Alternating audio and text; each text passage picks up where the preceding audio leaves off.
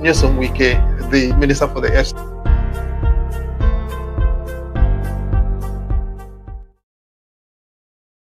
that the fact that things happen in protests does not mean that the people who do them are expendable. It does not mean we should not enforce the law, but we should enforce the law in a proportionate manner and in a manner that at all times respects the rights of our citizens to exist. And in this, I've got to call out Nyesom Wike, the Minister for the FCT. It's just atrocious. His arrogance is offensive. He's not, we did not escort him to Nigeria, right?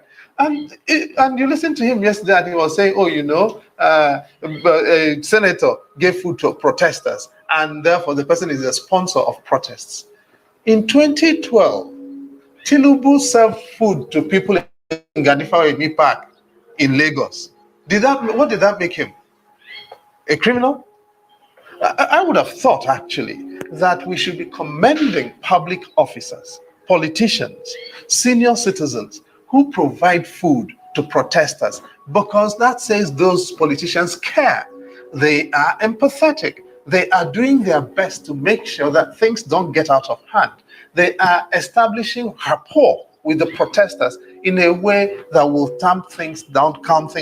That is the kind of leadership and courage you will expect of citizens, not the legislators who have flown out of the country or the senior politicians who have run away from the country just so that they will not be available, to face the wrath of the people. The person who actually shows up to do the kind of thing that the Minister for the FCT is condemning is the person whom we need to look up to in this kind of situation. And his hubris for having written up results in Port Harcourt and in Rivers State is absolutely criminal. I can't say it enough. He is the person who actually belongs to jail because he is the person who admitted that he did the things he should not have done. But here he is, and he's now criminalizing all of us as citizens of the same country.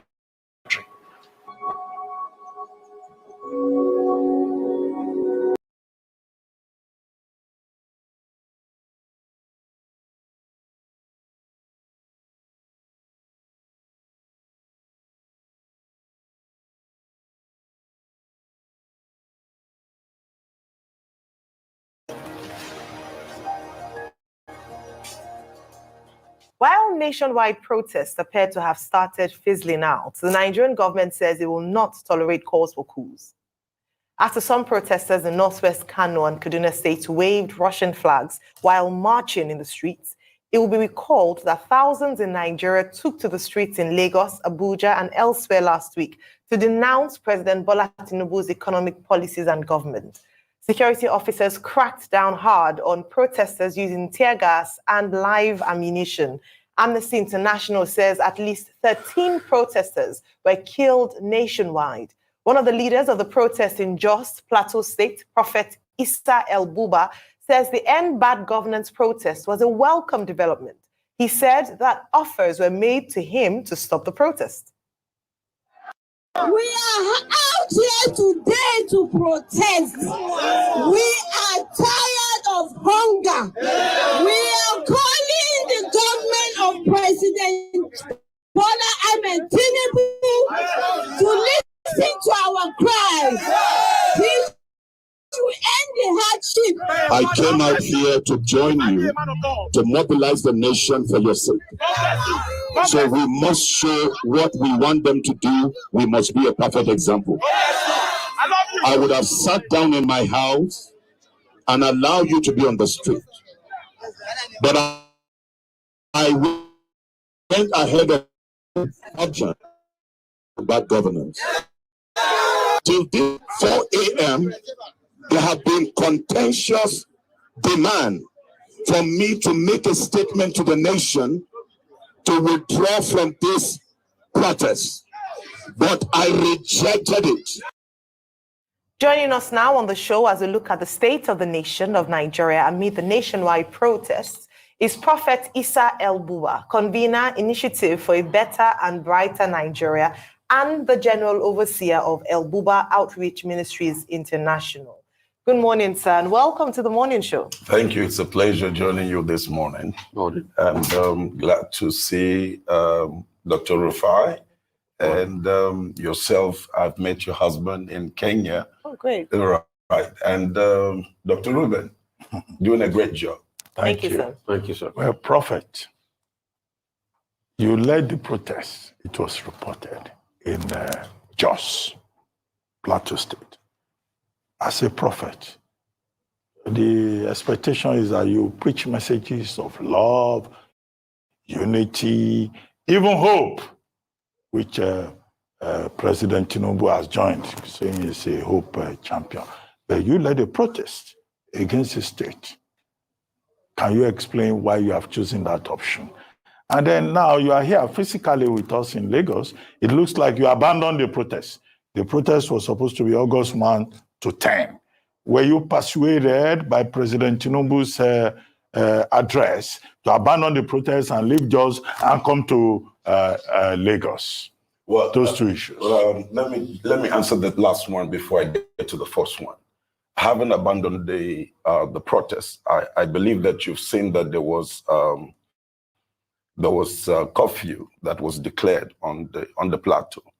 And also I have some meetings with some of the leaders here in Lagos that we need to sit down and look at the whole situation, and also on how we are going to keep the fire burning until we get things right. And so I'm here specifically to be able to strengthen the hands of men and women that are also willing to fight and to sustain the fight until we recover. You brought the Plateau spirit to Lagos. Yes, because Plateau stood out. By the grace of God, we were able to lead the protest without one soul, without losing one soul, without a breakdown of law and order. And so it stood out in all the protests in the country. And everybody was calling on the Plateau model and template on how they need to follow what we did on the Plateau. So let me come back to the first one. The first one, I'm a prophet by calling.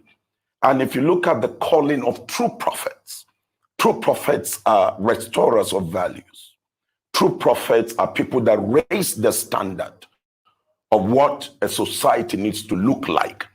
True prophets are men and women that restore certain truths to the society and to its leaders. True prophets are men and women that can look up to the eyes of anybody who in what is wrong and confront the person without bending down their eyes. True prophets are not materialistic, and they are not people you can buy their conscience. They are emotionally detached or separated from people that will manipulate them for anything. They actually stand for the purpose of God on earth, and they also present the needs of humanity to God. So they stand in between, and that means that they are there for the defense. For instance, the Bible says that Jesus Christ came into this world in order to redeem humanity from captivity.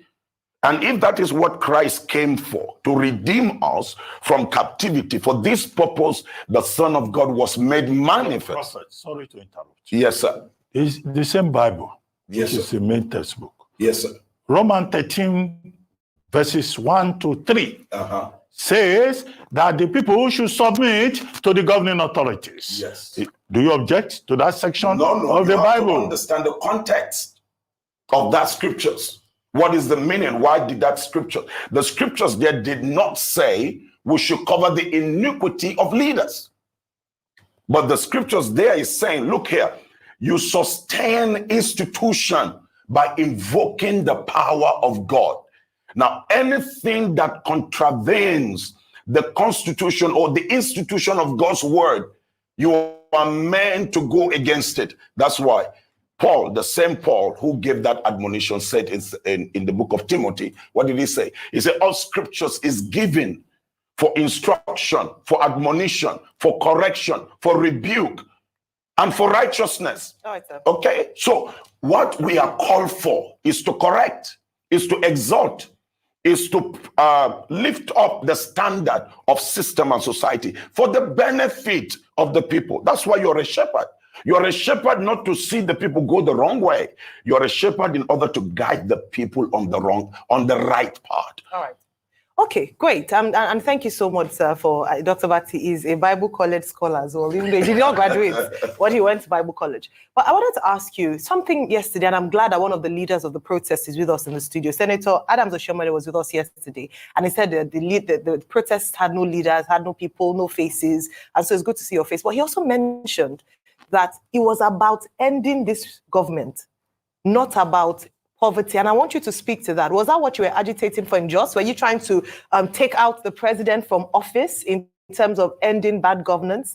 And then if that's not the case, I'd like you to also speak to your statement where you said that the president and the National Assembly should stop living lavishly and be sensitive to the people. What would that look like? Was it reflected in the president's speech? Let me bring you to this. I think this is one of the things that is really, really getting me hard and hot within me.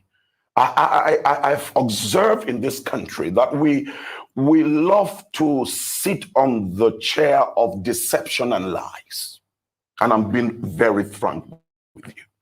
Most of the political class, I say most, and that means 90%, come to a stage where they feel they can lie on the people and deceive the people or manipulate the people. Now, let me give you this about this protest. I never knew there was even any plan by anybody. I was in Warri having my conference. I was on a national tour, and I was going from state to state by road. I want to see the state of the nation so that when we are praying, we know that we are praying specific issues. And I tell you the truth. I've never seen Nigerians in pain like the way I've seen them this time. I've never. When I confronted the former president, I confronted him because I told the nation. This time around, I went on a tour road and I saw the state of the nation. I was in Warri, and God spoke to me to confront the government, to do things quickly and put things right. People are suffering, and there are things that just ordinary, let me use the word, ordinary mind should be able to tell you. I'm not well educated, but at least there are simple things that an ordinary person should know. Short-term, mid-term, and long-term goal. What do we do with the pain that we've thrown the people into? This president threw Nigerians into uncommon pain. People are eating grass. People are eating leaves. So would you say that it was not about ending the government, but writing? It will amaze you. Yeah, because it will amaze you to know this, that not one person has given 1 penny. Not one person has spoken to me. All my chapters across the country, when I called for the protest, I said, if the president do not act on alleviating the pain of Nigerians, we will get on the street.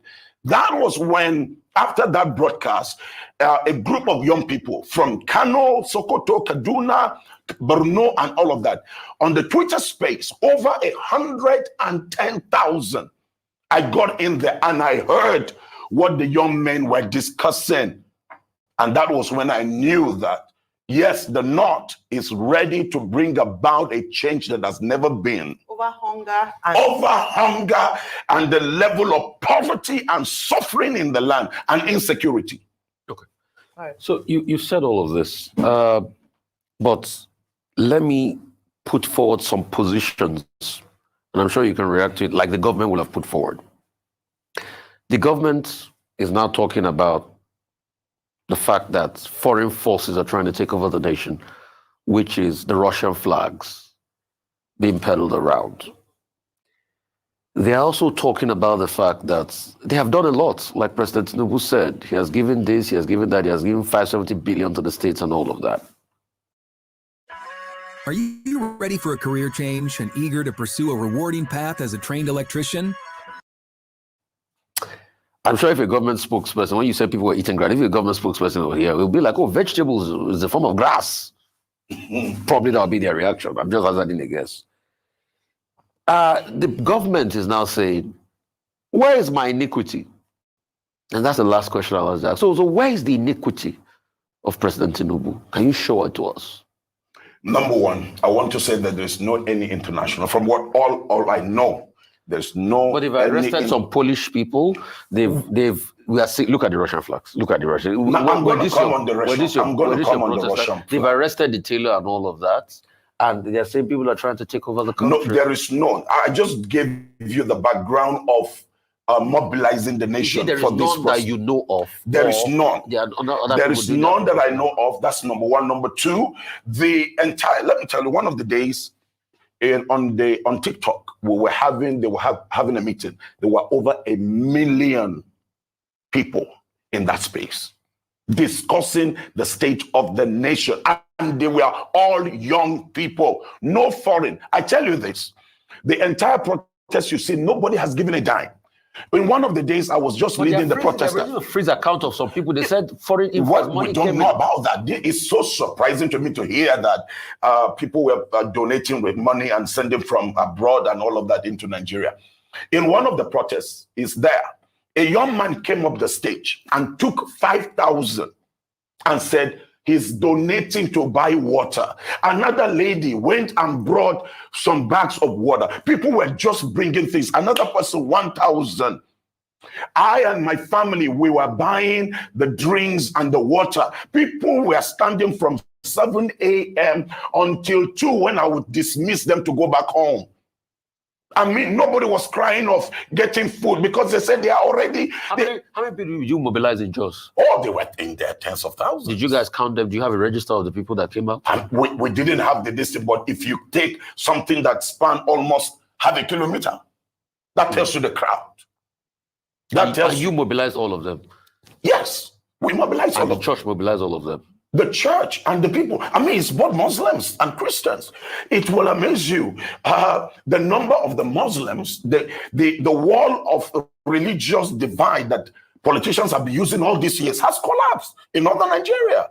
The plateau, you see, while the Muslims were having prayers, I would ask the Muslim brothers, okay, it's time for your prayer. And then the Christians will surround them and the Muslims will offer their prayer. So who are these people carrying these flags? If you say they're not your people. These people you see carrying these flags, let me tell you about the North. That's my place. Okay. One thing about the Northerners is that the Northerners, let me use the word, they are driven by an ideology. When something comes into them and they see it's working, they will tend to pick it up and run with it. Most of these things came from this recent Niger. They are seeing Niger as working because Nigerians are now going into Niger to seek for refuge. So they are seeing Niger, they are seeing Burkina Faso working. So they are now demanding, I'll tell you the truth, they are now demanding that if the military rule can provide Niger with a fence according to the constitution, the military, we can't afford to have anarchy. Yeah, but that is the level of the understanding of the people. Prophet, 2 questions.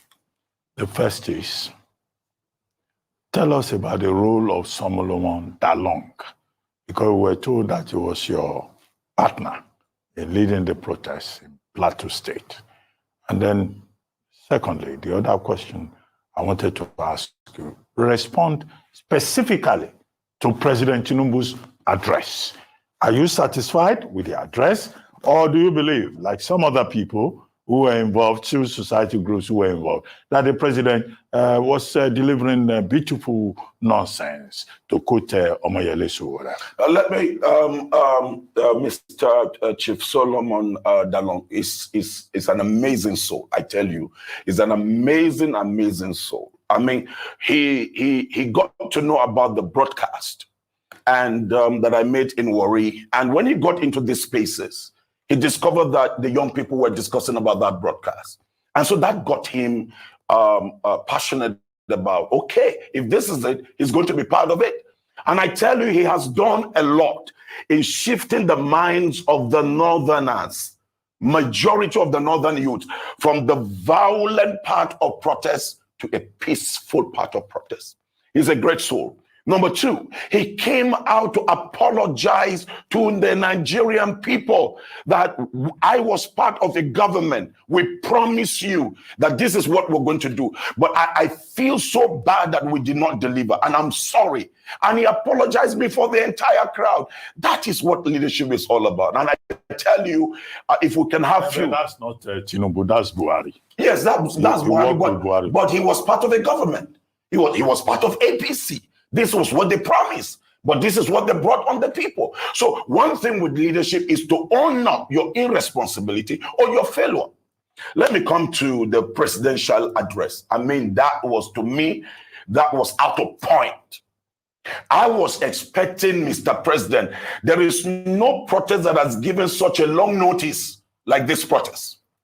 And I was expecting the president to come out, let me give you this, on 4 things, quickly. Number 1, my government, I have heard your cry, my government immediately will work on the subsidy, the reinstatement of the subsidy for the next 6 months.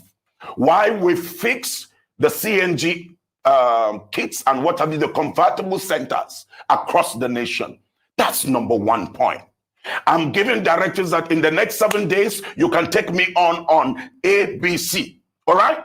On agriculture, I am instructing the Minister of Agriculture immediately to deploy all the instruments that are required. Number 1, there are crops that you can grow them in 1 month. There are crops you can grow them in 60 days. There are crops you can grow them in 90 days. Cassava of 90 days, rice of 90 days, corn of 90 days, apart from the vegetables. Apart from the land where we are having issues with security, there are still land where people can cultivate not GMO product, but our real agricultural plants or products. And so in the next 3 months, Nigerians, you can take me up. We're going to have this number of food supply. I am instructing the military and the armed forces to give a cover to farmers, to protect them in the farms. That is what we were expecting. I heard that fertilizers were released. Sir, I bought 450 plots of land in the city of Jos in order to distribute to families, to farm here. I bought a bag of fertilizer for 40,000. I never saw one fertilizer from the federal government. And they said 200 trucks. Did you see rice? I never saw anything. Rice. I know nothing was there. All right. Okay. So let me come in, and this is really important. So let me. So the last 2. Yeah. Let me take you on the third one. The third one on the electricity tariff. This thing is biting hard on manufacturers and producers. And so what he needed to do is, okay, on the electricity tariff, we're withdrawing this tariff for this period of time until we get our acts together. Then we're going to implement the electricity tariff. Number 4, what the president needed to do was quickly to instruct the armed forces to act on the state of security and then say, okay, we want 100 youths in every village, especially in the areas where we're having this insecurity issue. Because I want you to liaise with the 100 youths to secure this territory. That's all the president needed to do. Then number 5, on my cabinet, I am going to reject this cabinet. 85% of the members of the cabinet are non-functional. They're just wasting the resources. And the president needed to cut down on the cost of governance. For me, as the president of Nigeria, I'm cutting down on the total allowance. 50% of my allowance. It's not a poor man. All right. Okay. Thank you so much. I mean, thank you for, outlining your demands and stating clearly some of the quick wins that the protest is hoping that the president would respond to. But I have 2 questions for you. The first one is that you say that this president has plunged us into poverty, but I would argue that it didn't start from now, that they inherited a bad government, and that right from the time of President Muhammadu Buhari, the economy was plunged into where we are today. And so they are just trying to mop up what they inherited. What would you say to this? Especially because you didn't protest during President Buhari's time. So why didn't you protest then when things were hard for Nigerians? And then in the first 1 year of the administration, you're protesting. That's one. The second aspect of the question is, are you getting support from the Christian community? You're a lone voice, at least at the moment, in terms of, but some people have said that, if more Christians and pastors spoke out like this, then maybe we might see the change because they have the ears in some parts of the government. They can speak to power directly. What do you have to say about those things? Let me answer the second one. That's the office of the prophet. Sometimes the prophet do not go with the multitude. Sometimes you know that you're passionate about the state of the people and you go all out. Whether you have the support or you don't have the support, you don't wait for it. You declare the stand. Now, let me come back on the issue of the president is just 1 year. You're getting support. So you're working on your own. Oh, I'm getting support. Okay. I'm getting massive. You can see the Christian. Are we looking forward to hearing more voices rise up? I trust God for that. Okay. No, this support is it in No. in dollar terms. Nothing. Because Nothing. we have some accounts. Nothing. I've been receiving not one prayers. naira. They can check my account. My accounts are there. It's all run by my family. The accounts are there. Not one dime has come from anybody. Are you mobilizing more Christian voices to come? I'm mobilizing more Christian voices and Muslim voices. Because right now I have a lot of sheikhs who have moved away from what they used to know and what they used to teach. Now they are ready to begin to teach the right thing. The affliction you see, the massive, let me use, response from the Al-Majri is because of the wrong teachings some of the Islamic scholars gave. Oh, and so now we are uprooting that. Okay. So okay. The first question. This administration saying that they inherited Let me say this to you. It's not Buhari's administration. The administration of Buhari is Buhari and Tinubu's administration. I can tell you that. What, in the last 8 years? Yes, because some of the ministers you see in there were given by Tinubu. Some of the parastatals were run by Tinubu. And remember, Tinubu was the leader of the party.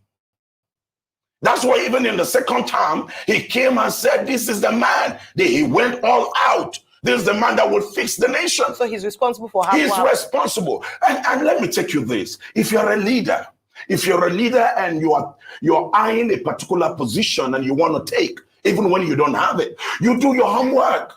I mean, it's open there for him to be able to know what's the state of the economy, for him to know the state of roads, for him to know the state of electricity, for him to know the state of security. And you plan, you sit down with think tank, men that will think through and bring out solution in number of days. Okay, Reverend Buba, I get you. But let me also be brutally honest with you. A lot of people will say, most of the things you said just now, Tinubu's speech addressed it. He talked about CNG. He said we're going to make 1 million CNG kits available. He also went further and he talked about, and I'm trying to be government spokesperson here, which is plain devil's advocate.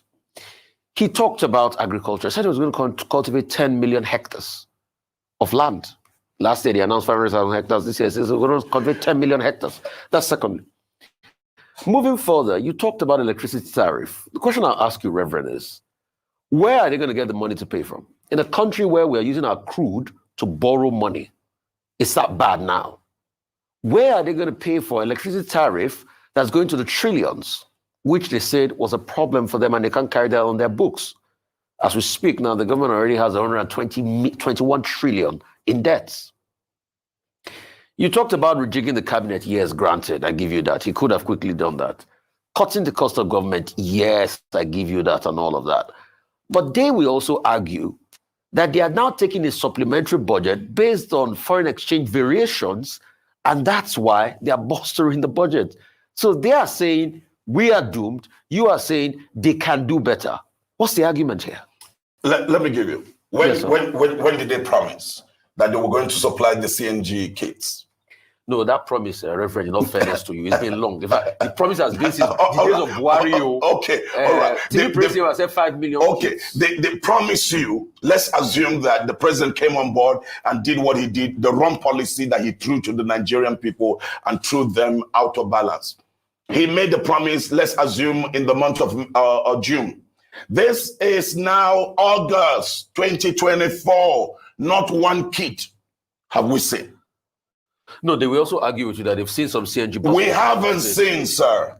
I mean, I advise this government. There's a presidential initiative on CNG. No, sir. Some buses have been deployed. In fact, where? They went to check some CNG buses that they were building in the plant in Lagos. Where? And some other parts. Okay. We've heard of CNG use. But we haven't seen anything. We haven't seen anything. We haven't seen anything. You're sure about that? Okay. All right. Now those convertible kits are not something that are like aircraft engine that you will have to go and place an order And recently they made a donation in Sokoto to some public transport owners. Yes, in Sokoto. What donation? I think about 100 or more than 100 CNG kits for their buses. Well, I have told you this. I traveled to the entire northern states. I went state by state. I haven't seen one. Okay. Now, this is over 1 year. These kits are not things that will take you more than 3 months to import them and bring them into the country. It's nowhere. Now, they said they're going to the agricultural thing. You said, Yes, they're going to cultivate 10 million hectares of land. How many hectares of land have they cultivated since they've been in office? I just gave you that there are last year they announced 500,000 hectares. Okay. So did you see the 500,000 hectares? Okay. Now you have plants you can plant in 1 month. Okay. You have corn you can grow in 60 days. You have cassava. Okay. Cassava is the common man's food. Prophet. I'm coming, Mr. Ruben. Cassava is the common man's food that you can cultivate in 90 days. Now, between then and now, this government would have cultivated 3 times. That would have flooded the market and crashed hunger in this country. Okay. Prophet. So the fact is that promise is one thing. Doing is one thing. Prophet. So, yes, sir. To summarize, I know many prophets in the southern part of Nigeria. It's a great privilege to meet you. Tell us, who is Prophet Isa El-Buba? And second, is this Christian versus Muslim? Because Muslim ticket was a big issue in the lead up to the 2020 elections. Are you fighting Tinubu because you are a Christian leader and you think Christians are being unfairly treated? So is it Christian versus Muslim? Not at all.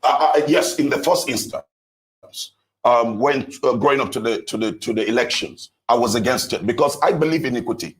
I believe in justice. Isa El-Buba is the son of El-Buba Sadiq. My father was a statesman. My father fought and stood for humanity. He was in Burma, laid down his life to secure humanity.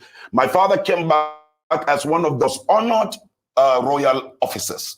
And when he came back, my father served this country and served it so well that we were not allowed to touch a dime of what belongs to government. My father would rather allow us to suffer. And he was an officer. No, talk about yourself. I'm talking about where I'm coming from, because you know about me from where I'm coming from. All right? You know the character of the person from his foundation. That is El-Buba. And I am a Kanuri Chupri by tribe. From Maiduguri, I'm a father of sons and daughters. I'm a grandfather of 8 grandchildren. And I'm the leader of the prayer movement called Ebomi in Jos, and the convener of the Initiative for a Better and Brighter Nigeria. I am a Nigerian that want to see a Nigeria work. I believe in the new Nigeria. I believe that people need not to go through what they're going through right now. This country is extremely blessed. But I tell you the truth. There are a class of elites that have bonded a covenant that they will not let this country rise. And I have a mandate.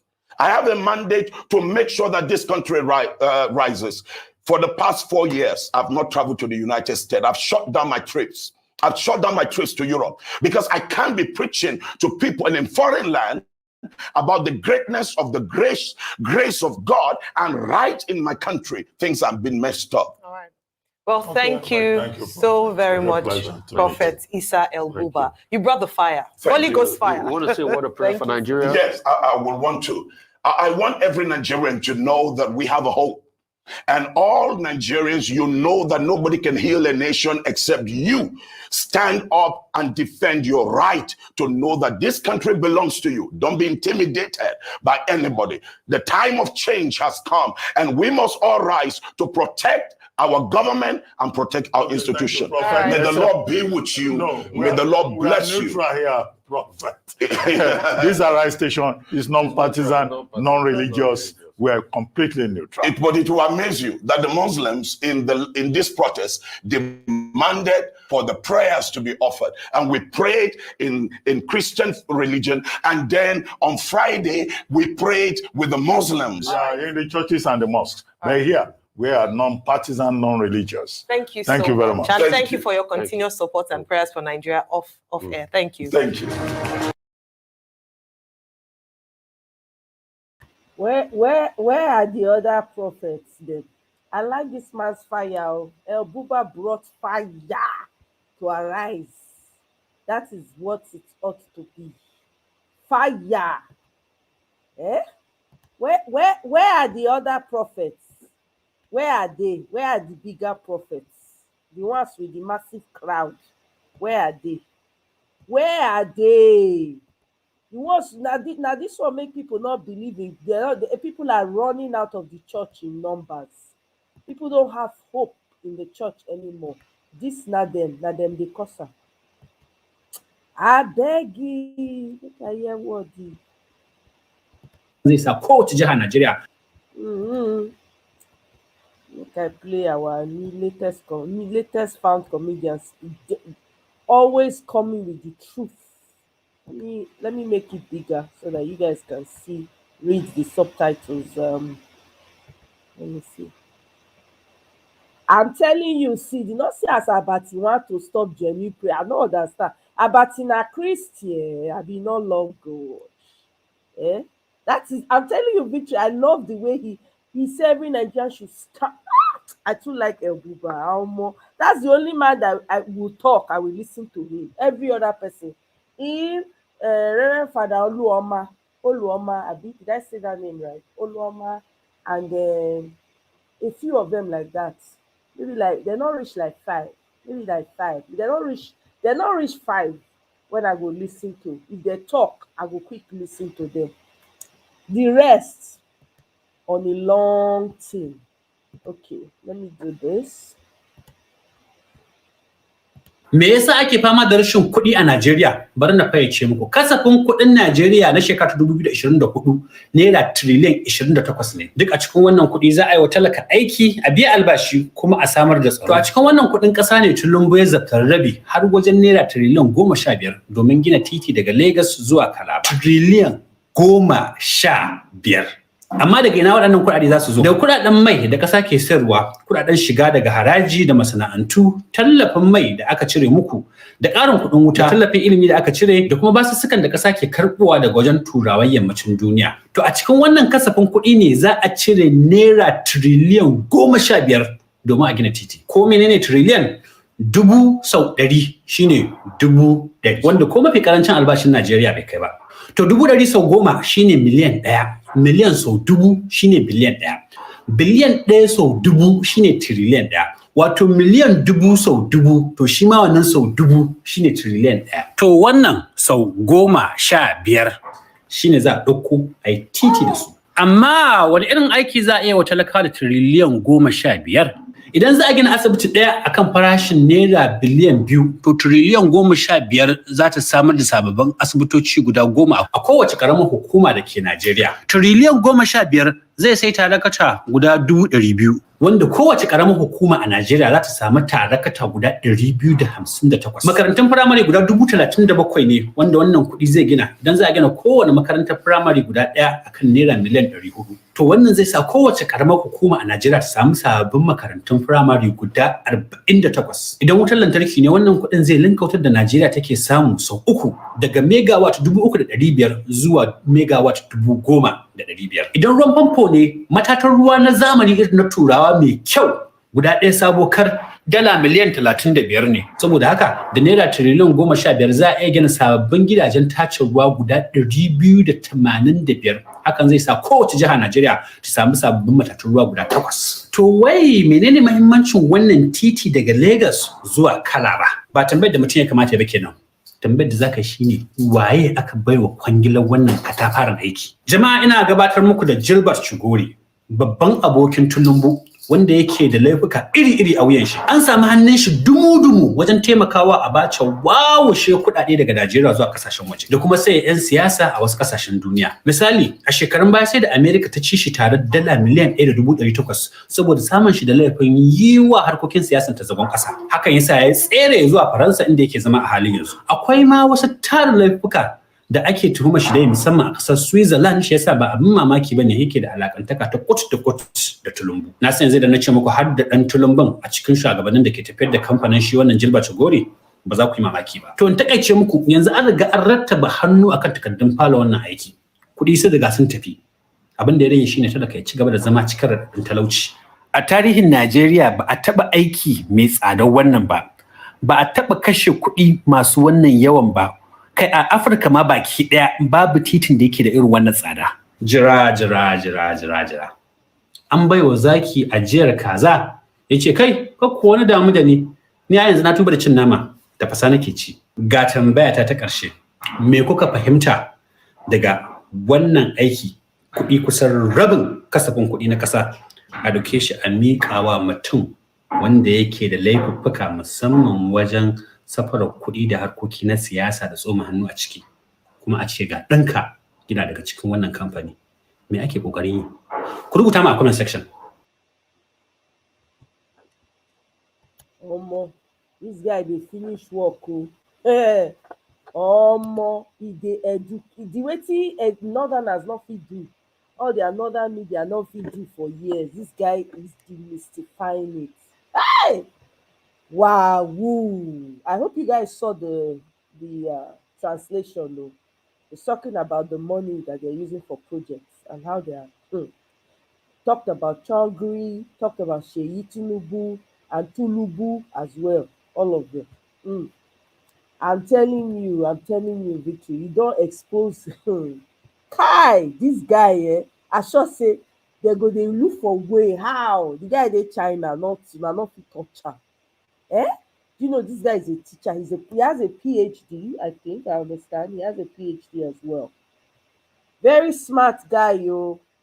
The ones when use their PhD well, I be this one. They look for example of PhD people that have sense. Please mention his name. What the heck? Who is this? Najama, what are you talking about? What the heck are you talking about? Can you help us understand what you're saying? Because I don't understand what you're saying. We have no idea what it is you're talking about, okay? So there's a video I wanted to play about this guy, Isaac Fayoshe. Oh, meanwhile, this lady, let me play her video and then I'll tell you what I need to tell you. I might not have evidence, but I have my people that are around I there. have evidence. Okay. I am among the people that they give 5,000. They gave me day before yesterday for this upper resettlement town hall. They gather people, they give them 5,000, and I am among. I'm Keke people, I'm Keke man. I carry many people go there and they give them 5,000, and I am the person that they give 5,000 naira. They lecture us that time, say, don't go to protest because who gave you 5,000 naira? I don't know the name of the person because I don't know them. They just come and with this this chairman, Amak chairman, he visited the place and they give people 5,000. Anybody, they will no count. Anybody will reach that, they will give him 5,000 and they will tell you that we cannot no go there. Don't go there. What they tell us is say there's people that they want to make problem on this protest. That's why. So this 5,000 they give people to come and destroy our peaceful protest. It's the people that they come in and destroy our protest. Since yesterday, yesterday, there are the people. See, after that, yesterday they start shooting us with tear gas. Today they start shooting us with the live ammunition. For what? Okay, thank you very much. Yes. Do your protest. Yes. Well, you decided to be heading to Eagle Square. Having knowledge of what happened yesterday, why do you decide to be heading to I have knowledge to... So this particular lady that I played earlier, do you know that they've arrested her? They took her away 4 a.m. this morning. Okay, they took her away 4 a.m. this morning. They're looking for her. Kids are looking for her. Kids came out to report it.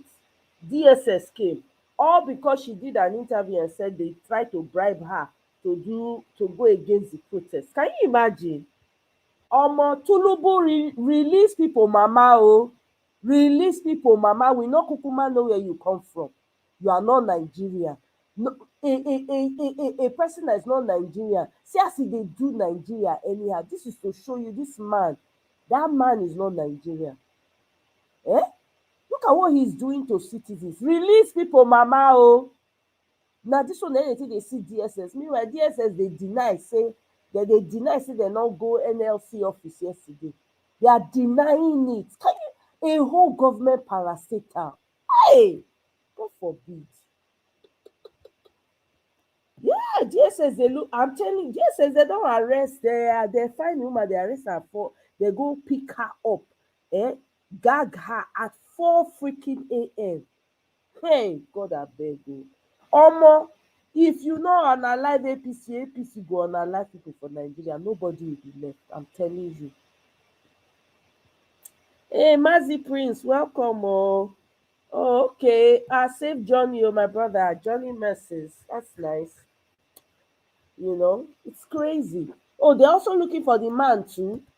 Wow. Oh, I see what you mean, Niger man. Oh, okay. I don't understand before. The comment came in between. Okay. The guy should have told Buhari to do train from Nigeria to Niger with Nigeria money. He's now complaining of coastal highway. No. The guy is a comedian. I don't know if you know him, Niger man. He's a comedian from the north, but he's based in China. The guy has been single-handedly educating his northern people about the woes of this government. So that much I know. Yeah. It's crazy. They picked up this woman early in the morning. It's crazy. What did the woman do? What did this woman do there? All because she said they tried to bribe her. Hey. Now wow, Nigeria. Now they say make una enter house. No, na no enter house. So these people want to gag your voices. Make I play this as if fire she whatever. This guy has gone against his brother. He has, in fact, I don't know. Sometimes the guy looks like a confused person to me. But hey, $1.5 billion spent on Port Harcourt refinery to fix it 2021. $1.5 billion. That is almost 2.5 trillion naira. And the only thing where we don't see for Port Harcourt refinery na just lights. They only on the light of the refinery, and later they say the youths don't carry the cable. $1.5 billion, almost 2.5 trillion. If you see that amount spent on refinery and the refinery no get up, that's just Buhari. That's Buhari time. By the time we check other governments, how much they spent on this refinery, you will see that the Malta Kings will not allow refinery to work. So that money where would they put for refinery, every government they put, that one, Najara. If you carry public money to open a private business and they complain, say people, they steal your money, Olegbe, Olegbani, or Diego.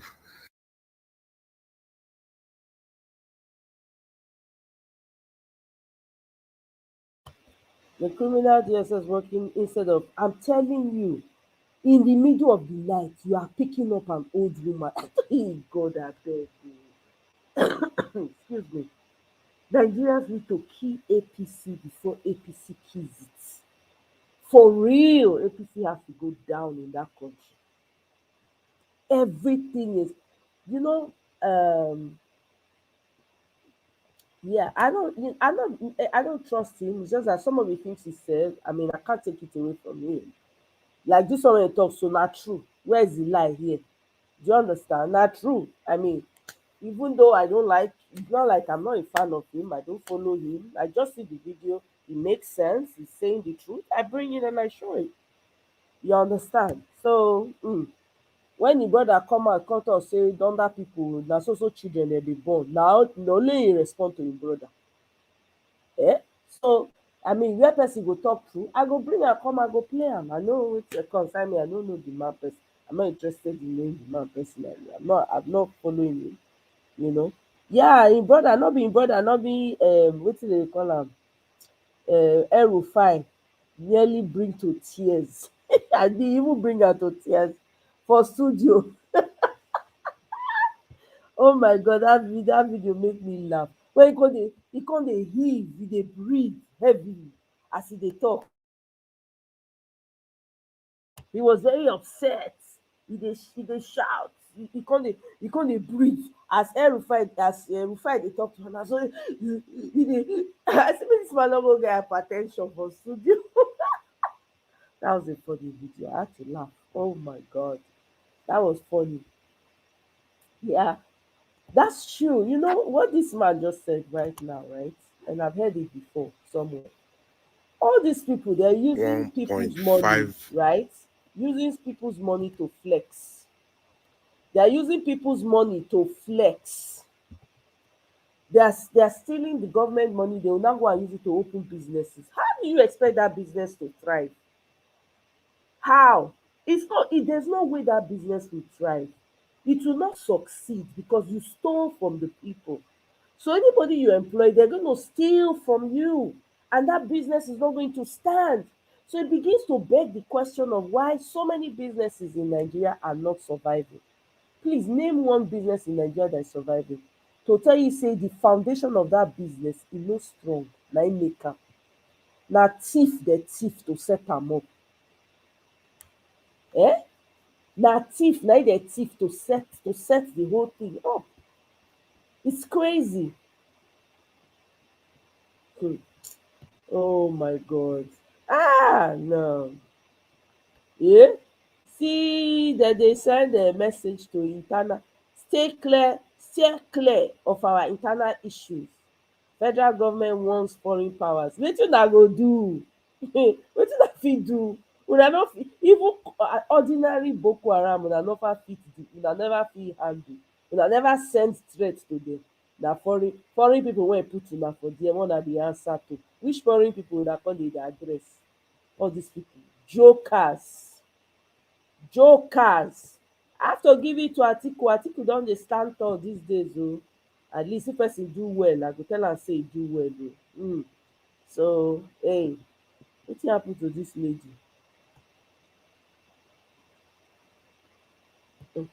Dis one get cat wey dey decorate im room. Federal government withdraw plan to sell 50 kg rice for public servants at 40,000. How long did they even keep it at 50K at 40,000? Was it not like 2 days ago or so? I never know it in a jam for that country. Audio government. Promise and fail.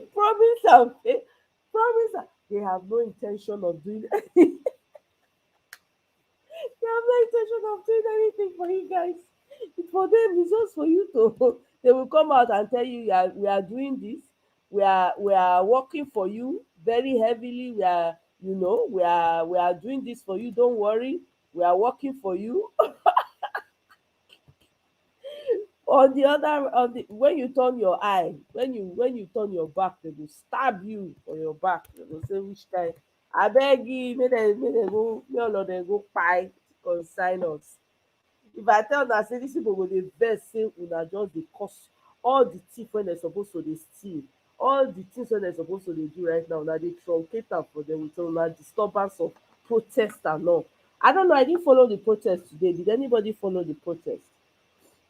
How is it? I don't know. I haven't really checked to see what's happening where, I haven't really checked. Oh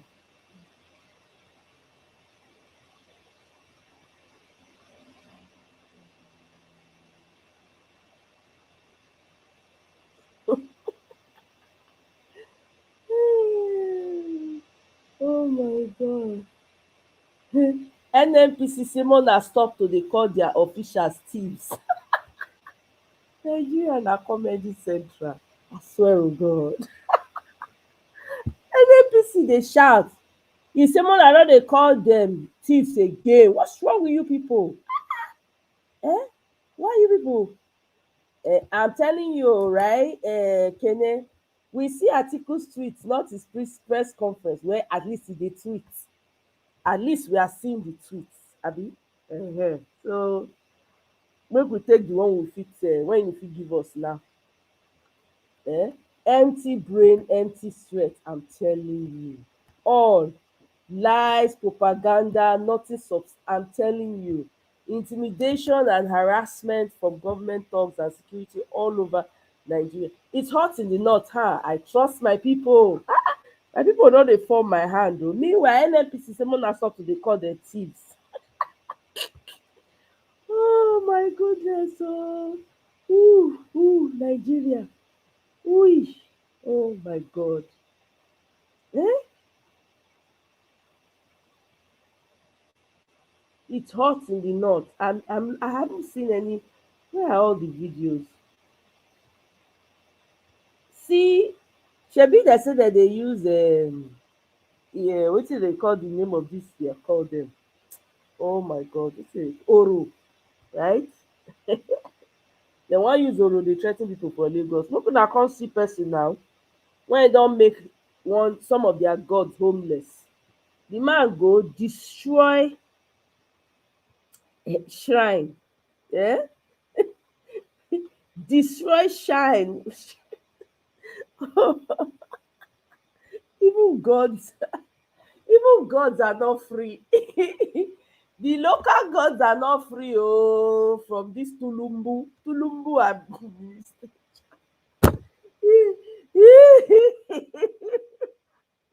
I'm sorry, oh, if somebody is angry that I'm laughing. I'm so please, I have to laugh.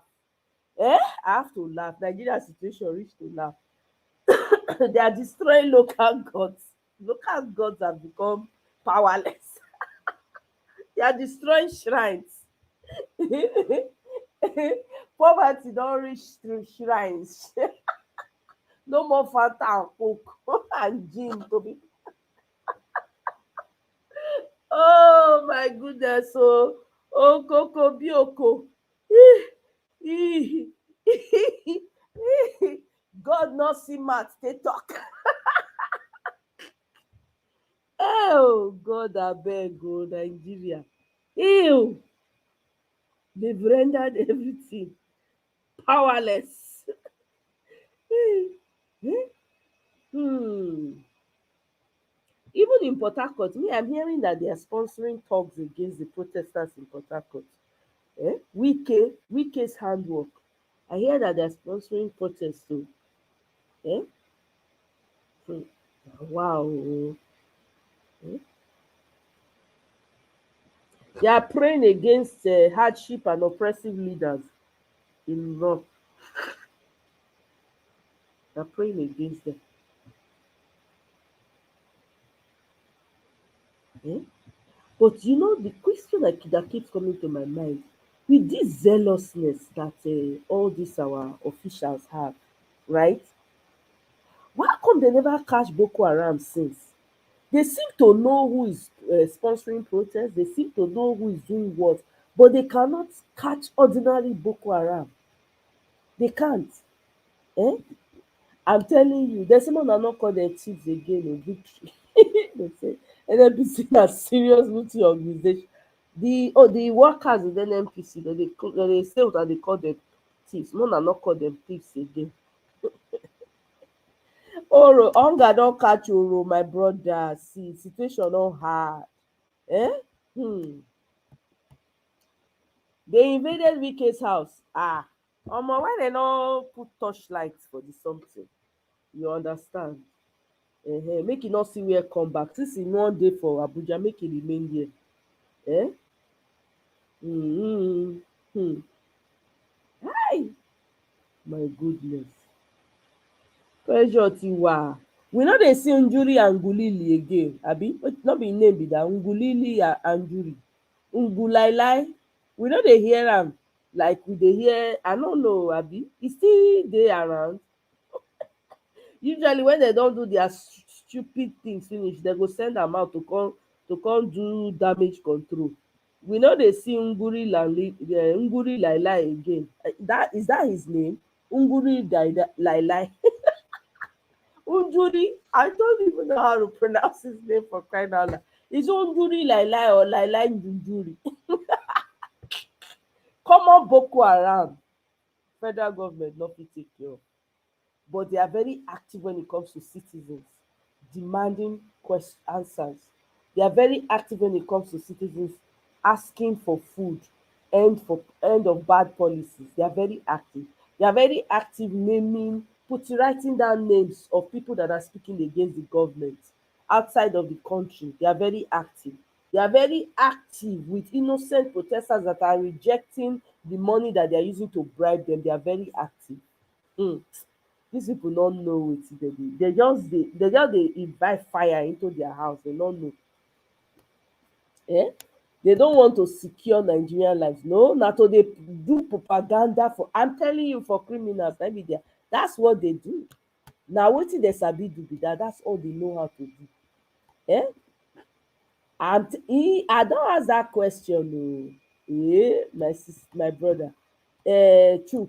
I don ask that question. I say, how come Boko Haram hasn't? I asked that question. I actually tweeted it like, how come Boko Haram has not attacked or kidnapped anyone since this protest? Abi na news not just the carrier. Do you understand? Everywhere has been quiet. We've not heard one case to show you that this protest is important. One case of kidnapping has not occurred. One. No banditry, nothing. You see, especially for north, when they go carry children in droves, it never happened. Hey, Eunice, welcome, sis. He did press conference recently. Okay. He's very unaware. I know they see him. Be like say the guy they try to hide himself too, because I think he's probably inside his heart. He's probably ashamed, but for sake of saying man go chop, which is shameful to him, because if I can find other ways to make a living. But hey, no, people want to sit down on top of government money. Unjuringi lie. Hey, God, I beg. Boko Haram has not appeared since the protest. Nah, because the system only unleashed Boko Haram when they speak. I'm telling you, it has not. Now, Ogoni boy, he's even one of the oppressed, and they follow these people.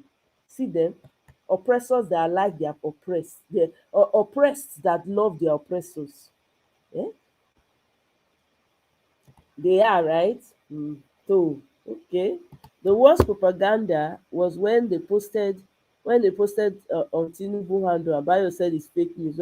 I'm telling you, that one. Oh my god, Nigeria. Oh my god, Nigeria na comedy central. Lie. Nigeria na comedy central. Nobody can tell me otherwise. I want listen to wetin they call am. I want listen to Yele Sowore on interview today. That one, this is what is good. This na wetin this guy dey active on. Honestly, this is what he's really, really good at. Omoyele Sowore is good at this, hands down. I have to give it to him. You understand? Everybody get where their strength dey. This na where Yele Sowore strength dey. Let's listen to him. Yeah, I like to listen to him. He's good at this protest thing, this revolution thing. The man, yeah. Stand-up did not mention any names on the watch list. However, the Sun reports that a senior Nigerian immigration officer disclosed to his reporters that former presidential candidate of African Action Congress, AAC, and convener of Revolution Now movement, Omoyele Sowore, is on the government's watch list. Security agencies have identified and blocked bank accounts linked to the sponsors. Joining us this morning is the convener of Revolution Now movement, Omoyele Sowore. Good morning, sir. Thank you for joining us. Thank you for bringing me. Thank you. Good morning. In response to this, do you consider yourself at risk? Do you consider yourself one of the sponsors of the protest based on the allegations that have been touted here and there?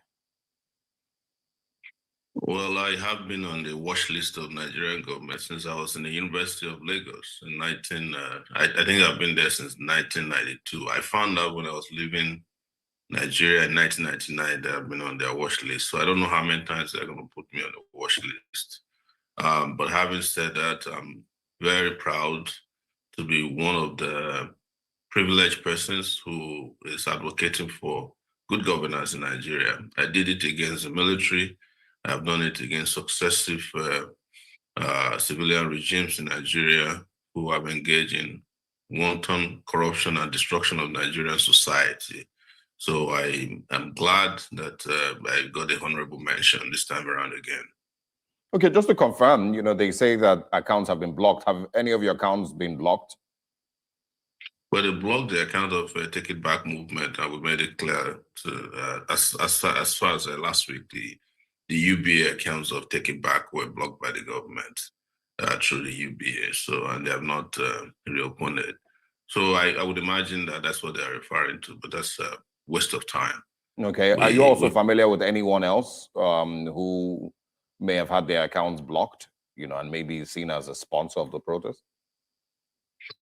I'm not aware. I mean, if there's anybody in diaspora at this time that's funding or supporting this, I would imagine that they won't be worried about that. The nature of money has completely changed over the years.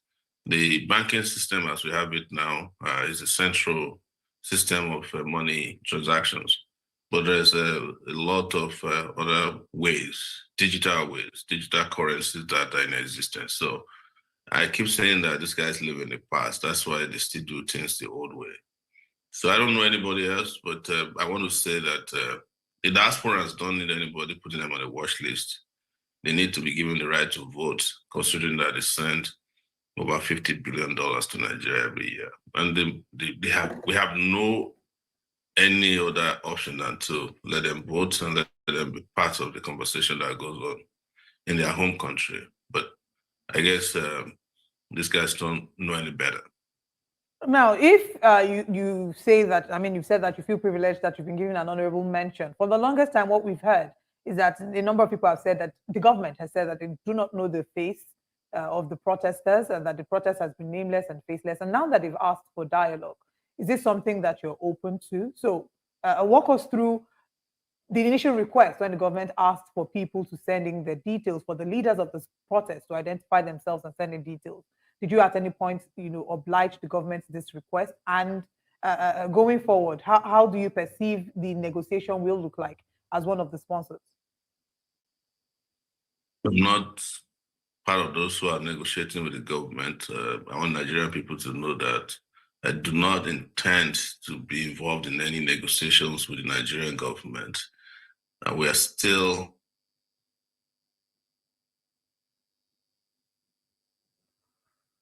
all right. We seem to have a slight issue with the connection with Omoyele Shore. All right. All right. Go ahead, Mr. Shore. I think we have you now. Go ahead. Yes. So we don't have any intention to get involved in any phony negotiation, so that tomorrow nobody comes around and said, "Oh, I was part of the people who is negotiating at the back end with the government." No, I'm not involved. I did not intend to be involved. End governor's action is still going on as we speak, and the grand finale of the first 10 days will be on the 10th of August. So that's what we're working on right now. All right. Before we come to what the protest will look like from the 10th of August or what the effect might be, in an interview on Arise TV, Comrade Adams Oshiomhole was asked if he knew the protesters. He, of course, said the protest was faceless. He didn't know who the leaders and the sponsors of the protest were. And your name came up. And he referred to you as an absentee desktop leader, a failed presidential candidate, and a politician, in some measure, a politician who is mourning his loss because you're in the political space right now. So you probably do not have the right to be calling names or calling out other politicians. What response would you have to him? I don't pay attention to Adams Oshiomhole. I knew Adams Oshiomhole as far back as 1992, 1993, 94. They were the ones who sold out Nigerian people with late Pascal Bafia of the NLC at that time. So there's a wheeler dealer. What am I mourning? In an election that did not take place? I think they're the ones who are mourning. They are the ones who have to be on TV every morning, just crying and sobbing and trying to defend the indefensible. I don't think it's important to waste my time. And let me just brag a little bit here. I'm a presidential candidate, so I cannot be responding to a senator. Okay. All right. Interesting. And you just spoke about the 10 days of the protest. So just share with us, what happens from day 10? if the response, I mean, I'm sure that you definitely saw the speech by Mr. President, and the second one that was eventually then put down by Bayo Onanuga. But what happens from day 10 if the president's response, the Nigerian government's response, is still not satisfactory according to your standards and your demands? What happens from day 10? We are going to make that decision when we reach that point. So it's you know, we have an internal democratic system and consultation that happens on a regular basis, and we will let Nigerian people know what happens next after day 10. But it's important to let you know now that they have not addressed any of the demands, and so after day 10, of course, this will be escalated further and bigger to get to the root of our problems. So consultations have been made with regards to when, what will happen after day 10, definitely. Okay. And looking at the protest so far and how it's, you know, taking shape, would you say that the protest has achieved its goal? Would you say it has been a successful protest for the past 8 days? It has been. I think I had this conversation with you guys on this show and several of your shows that when it was building up, nobody thought the protest would last for 1 day. It has lasted for 8 solid days. It has happened all over Nigeria and beyond. And I did not imagine that it would be this successful in terms of participation and level of awareness. I think we must thank the Nigerian people who participated and those who will still participate in further protests, that they have allowed the lion in them to be woken up, and there is no going back. And the fact that nothing else has been done in Nigeria except attending to this protest in the last 10 days, the fact that regardless of provocation, torture, killings, extrajudicial killings, harassments that have been going on, that people have remained steadfast. I can't imagine anything more successful than this in a long time. So we will continue and we will resolutely and resiliently continue to resist this government. The resistance will grow, I can tell you that. And this is what I said last time I came to Nigeria in May of 2024, just barely 2 months ago, that the revolution that I've been talking about will happen in Nigeria, with or without me. And here we are. All right. And, you know, there's also, you know, certain views that, you know, we've noticed in the last couple of days, which is that those who sponsored, those who supported, those who pushed for the protest should be held responsible for the loss of lives that have, you know, occurred across the country. Different news reports, you know, have 14, 17 different numbers. And of course, you know, even in northern Nigeria. And so what would your response be to those who say that you, as one of the supporters or sponsors of the protest, should be held responsible for the loss of lives and the destruction of property in different parts of the country as a result of the End Bad Governance protest? I think the people who are perpetrating violence already knew that what they did is wrong, and they're already taking responsibility. The army yesterday killed a 16-year-old boy in Zaria, and they had to go on their knees begging the parents, even offering some paltry sum of money of 300,000 naira ahead to the parents. So they already knew what they did was wrong, and they're taking responsibility. That's at the level of Nigerian army. But the police has not taken responsibility. But everybody who engaged in killing peaceful protesters will be made to account for their actions. And that is where we stand on this issue. You have answered this last week here that these are some of the senseless positions taken by pro-government mercenaries who are appearing in, you know, as public opinion leaders, that peaceful protesters should be held responsible for violence that they did not perpetrate.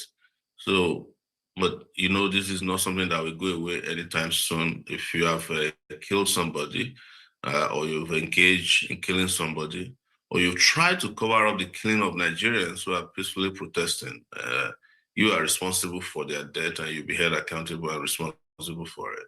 All right. And some of the criticism that we've heard leveled against this End Bad Governance protest is that it's a disguise to topple the current administration.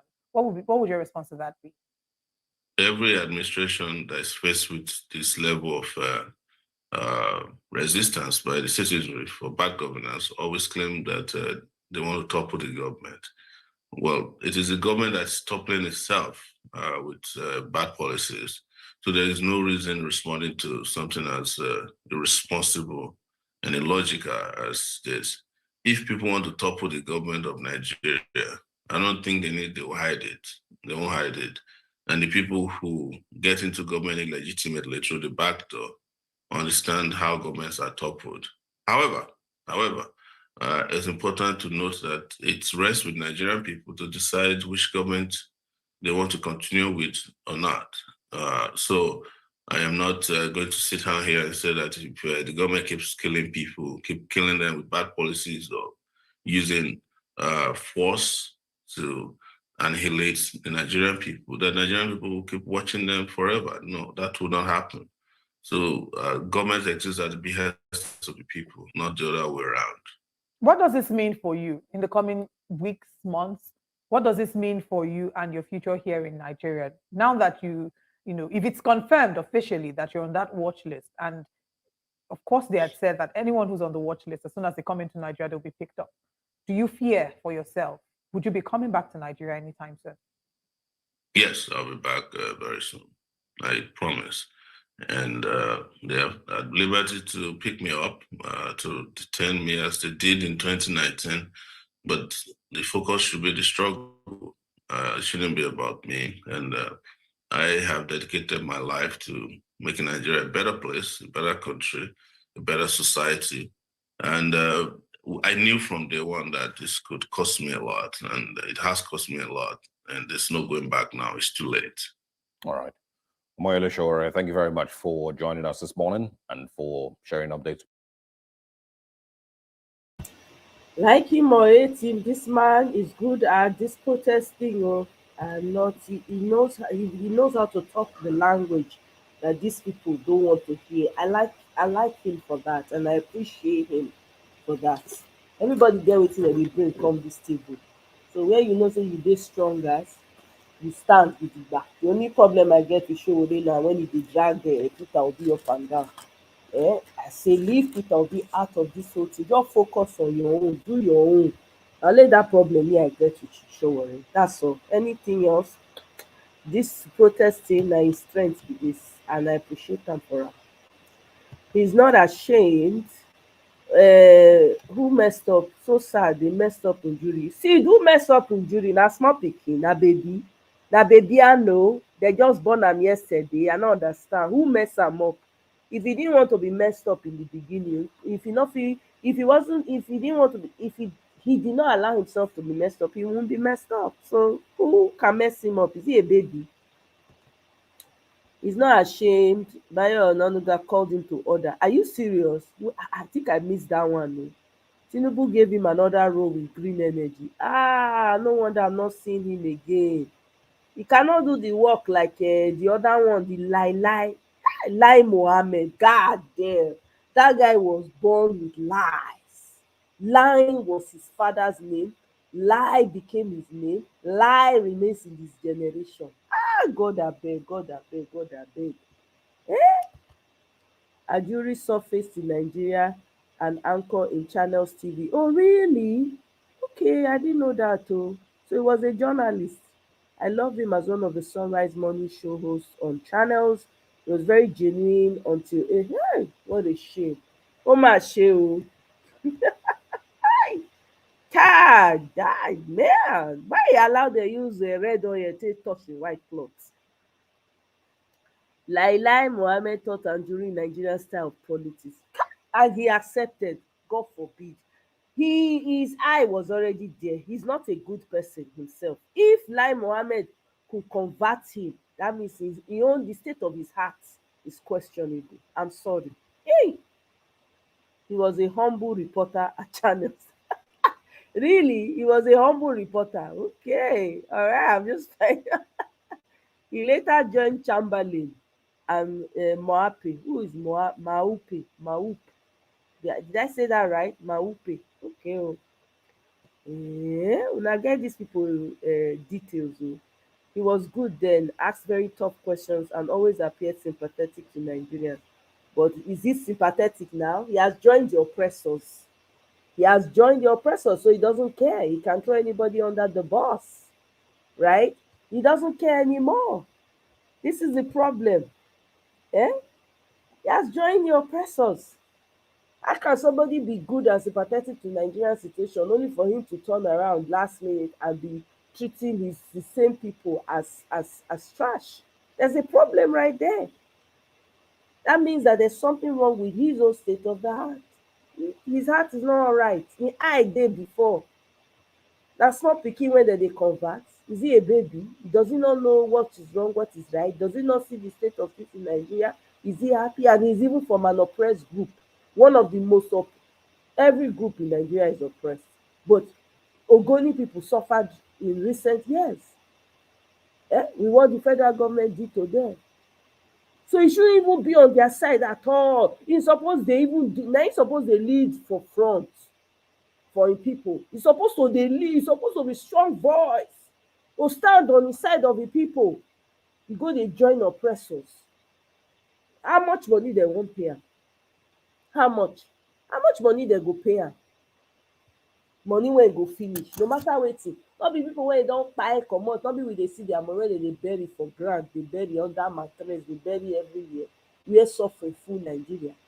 Some they even use trailer, they pack money for the same country. No, e don reach time make people dey ask themselves some real questions. Before you take a job for somebody, before you go and side with your oppressor, really check the state of your heart. Do you want to be the only rich man in your kingdom? I no understand. If you go village, only you wan build mansion for middle of slum, and you expect say that mansion go last. Nigerians need to dey think, especially all these people, very shallow-minded human beings. How can you join your oppressors and your people are one of the highly oppressed people in the country, Ogoni people?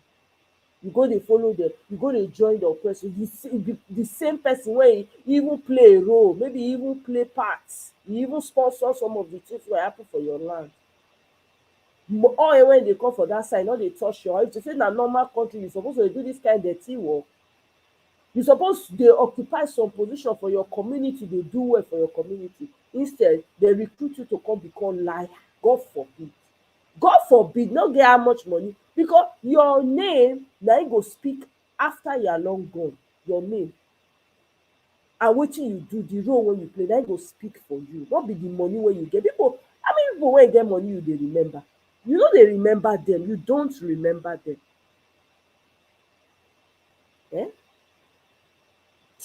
Abeg, he was in Abuja studio for Sunrise and he was only allowed to ask one question. Oh God, you don't tell them with the oppressor. He is not. So you don't tell them the oppressor. Oh my goodness, you are mean. Oh my God. Can you say they only allow him to ask one? Oh my goodness. Can you imagine? You allow him to ask one. You don't really treat Anjuri Ungulili. Ungulali. You don't really treat her like houseboy. Oh my God, what a shame. Oh my God, I don't feel laugh. Oh. You don't really they treat her like houseboy, stepchild. Can you imagine? You only allow him to ask one question. What kind of life is that? What kind of life is that?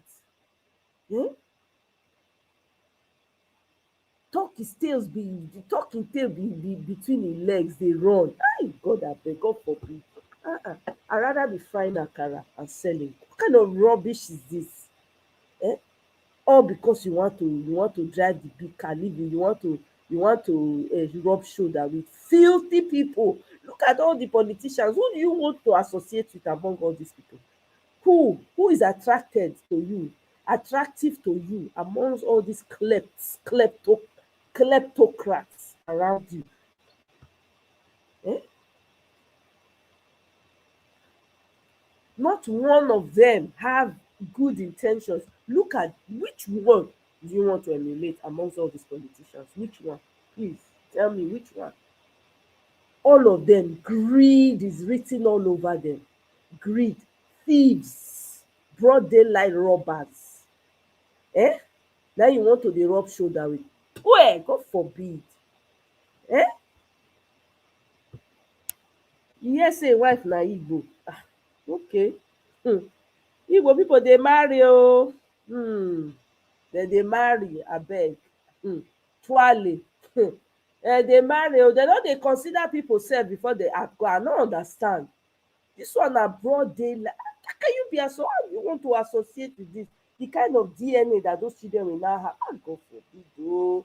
Maybe I dey overthink these things. I no know. No be just to marry. Abeg.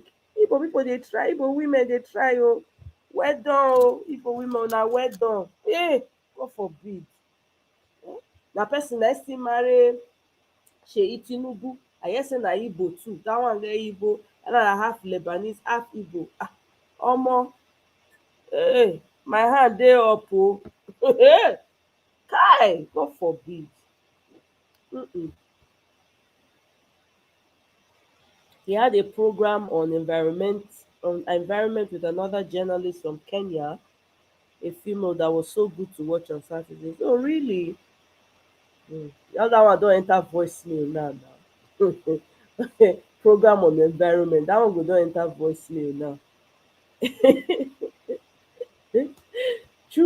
Chuk don't come to Njuri Nglali. He don't come to rescue. He say no only one question.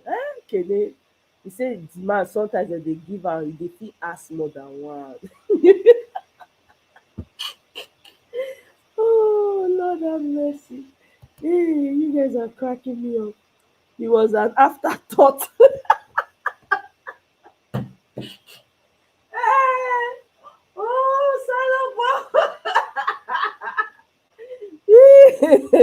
He was an afterthought, and most times connection was bad, or maybe they pretend it was.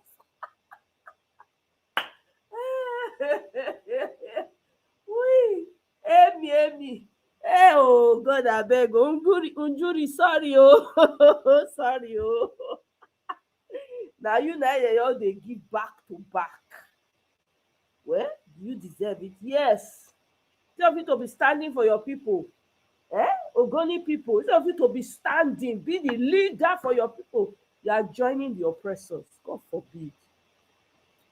All money ain't good money. Get some money when not supposed to touch your hand. Because a lot of people blood dey involved. You will say, God forbid for me to touch it, I rather go hungry. Hey, sis, trust me, Injury seemed like a very nice guy. He seemed now seemed. There's no art to find a man's construction in the face, man. There's no, that face you see, no, they see person mind. He seemed. You can go and watch it. God forbid. When I have better things to do, go and be watching Injury like this old video. Tell you think I'll do. It's not going to add any value to my life. The fear of being in DSS watch list has made spineless Ndume start his apologies to APC. Well, he apologized, but he did not apologize for the statement. He stood by his statement. I think that's some, given the atmosphere that we are in Nigeria, that's some balls right there. So I still give it to him. They were the ones that went to reach out to him to beg him. Because when they saw that the North were not backing up, meanwhile, they are doing their prayer. I think it was time for their prayers. I don't know what it's called, the type of prayers that they pray. I don't want to say it incorrectly out of respect for the Muslims. They are holding prayer against Tulumbu. They are doing a prayer against him in the North, right? At the time that they called for the prayers. So the North is ready for Tulumbu. They go show him who's boss. I like this. This is really good. The North don't realize now. See, now this guy cheated them, lied to them using their greedy leaders. Did you guys see that video where they were bribing some of their northern elites after they had bought the presidency? When they were collecting envelope. So Anjuri is a misrace kid, just messy. He like he misrace, he like he not misrace. He just speaks to his value system. The core of who he is trash. Trash, trash, trash. He has no conscience. People like that, when you see, you will stand with you are the oppressed, for crying out loud. Why will you go and join your oppressor? If papa not teacher, if papa not tell na the history where they come from, if papa not teacher, all money not be good money. I know they look, all these people they flaunt money, they flaunt all these politicians, when they flaunt things when no be their own. Omo, that thing, are they sorry for the generation after them? Are they sorry for those when they marry into those families and when they give them children? Are they sorry for? God forbid. I go rather eat bitter leaf all day, every day. Rather than be a part of this mess. God forbid. All money not be good money. Money when you get, you work hard, get peace of mind. You know so okay. You not plenty, but now you work hard, now your sweat. You get peace of mind. Not be money out of greed. Out of the blood of people. You go the chop and they live for ACRs, they drive car, get all the domestic staff. When you go turn around, come buy the owner of the house in the end. Is that good money? God forbid. Sid, welcome. Now don't make me laugh fire for this comment. Well done. Thank you. Good morning, my brother. How you doing? Injury has made us very annoying, so I'm telling you. have to give them a photo straight up. Kene get mouth that you don't know Kene. Kene na subtle jabber. If you not quick grab wetin Kene dey talk, e go fly over your head. Kene go use English say insult. Injury Galale is a Rivers boy, but Can you imagine? I Ogoni don't boy think for that matter. The thing they yeah, pain but me. he's not a boy that I don't think he grew up in Ogoni land.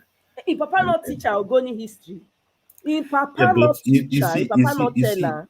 you see, one thing is that these politicians, if you don't have character, I told you that this election has exposed a lot of people.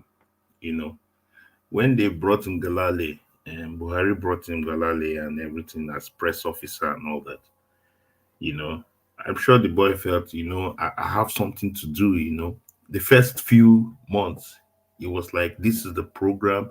They brought him because they wanted to explain their program well, because Lying Mohammed did not understand Gen Z. So Ngalale was brought in to smoothing things, but the guy has eaten the forbidden fruit.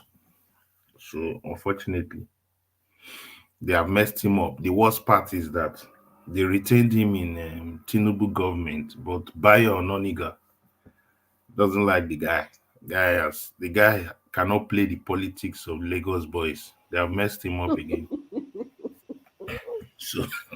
So the worst part is, I think he's sabotaging Bayo Ononiga because I believe he's the person in charge of Tinubu's Twitter handle or something. So in order to They mess, drag for position.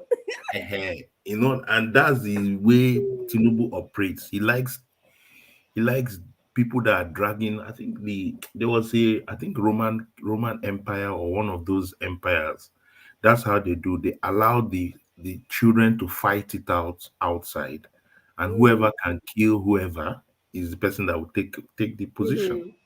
So Tinubu just allows them to, So I think the guy may have somehow an internal person has posted a video on Tinubu's official handle, and Bayo Ononuga comes on that official handle and said this is fake news. Like seriously, Well, in spirit of confusion, they are very confused group of, Exactly. Let it continue to persist within them. so it's very like, but I know that the North, this protest for me, yes, like I said, the protest that makes sense is when the North is inside of it, because if The it's North don southern, carry am now put to eh, suka. They run with. Look at them praying. They stop protesting for prayers, and they are praying that they praying prayers against. I forget what it's called in Islamic language. I don't know how I to know. pronounce it. They are praying So against the Tulumbu government. Go ahead. so the thing about northern protests is that they go all the way, and the thing gets down to the grassroots, and they don't mind to die. They don't mind to come out and push anything. But I don't know where the protests will go from. Hopefully the south is where you can penetrate, play the games, and people can come. So that's where there's no much intensity, but it's growing up, at least in Abuja and all that, and maybe some They parts of need to Lagos. move more people to Abuja to so that they can go and Yeah, light that's their what Aso this Rock. guy was saying, and that's what El-Buba was saying. That's why he came to Abuja, so Mhm. that they can connect with the guys in Abuja and see how they can still press the government and all that. Yes. Um, the the Aso other Rock, the other thing I, NAS. I They need have to move the people from IDP camp to go NAS. Make they go sleep for inside that NAS. Make they the eat. other, the other thing I have with this northern thing is, which some people bring up.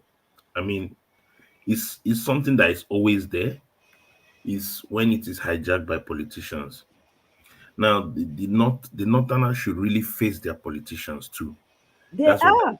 You never see what they do. I You know. know I them know dey they are going to they their are trying. government They are houses facing them. and That's why people. they are recalling their representatives, which the South is not even doing. Who go No, recall? seriously, the North, I really kudos to them. The Yeah, but North people are North is coming very together politically aware and now. talking about recalling their The representatives. North has always been politically aware than the South. When the South start thinking politics, most people in the South don't think politically. It's the North that understands politics, the core. With that That's their why transistor radio, now they take the nah, they mobilize very well. So yes. that's why anything that why do you think that police army was worried? Because if it was just southern protests, money go deal with southern protests. You can always use money and break down southern protests. But northern protest is very hardcore. That's one. Number two is these northern politicians like Ndume, all these guys, they now realize, oh boy, this thing no go work for us. So let us start to shout early so that when the people vex, they will not come to Ndume. You see, Ndume is a smooth operator. He knows that when the people start vexing in Bauchi, Borno, all those areas, they will not come for him. They will go for the people that they feel are against them. So that's why Tinubu was scared. But the problem that people, okay, the other side of the story is people are saying, okay, you know what? The North always screams like this, but they did not scream like this when it was Buhari's time. But I don't want to go into that kind of sentiment because I don't care for Tinubu's government. I don't care for his policies. So he should face the brunt. Although the North is always very partial when it comes to if it's not a northerner in government. Anytime there's a northerner in government, and it's even very difficult, they don't really protest. They will just do one or two things, but they don't really come out full force. But this one now, they have come out full force.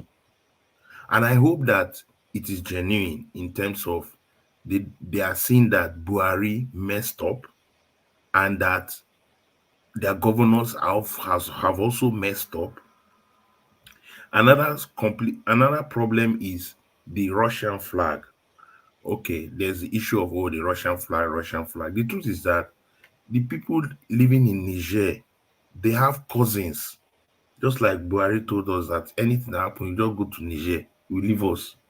So they have cousins in Niger, and those Nigerians, Malians, and all that, the Russians are partnering with them. So the people feel that, look, those guys are doing well.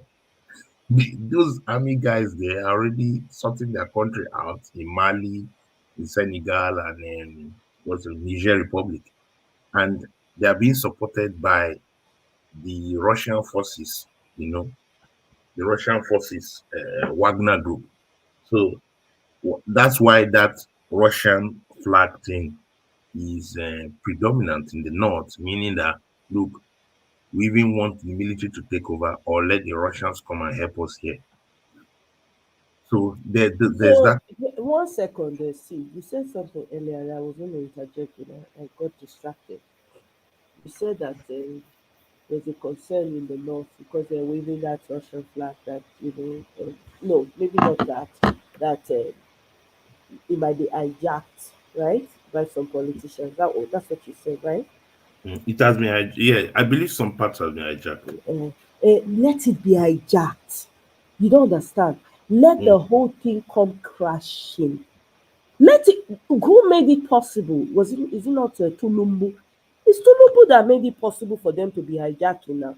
Since this protest started, they never thief people for not. Already, one of the northern governors has. I tried to confirm for that video. I want to further confirm it. But there was a video of the Bauchi governor declaring for 2027 presidential election. That's what Tulumbu brought upon himself. Do you understand? Let the whole, because guess what? That was how Tulumbu and Buhari were the ones that we are now finding out.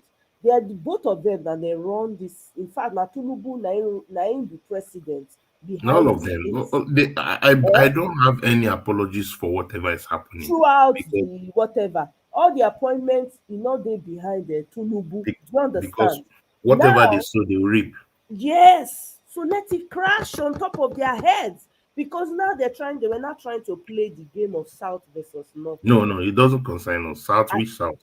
Okay. No, is it now he remembers South? There's nothing like South. It's only Nigeria we know. So if he should, he's not him that says Emilokon.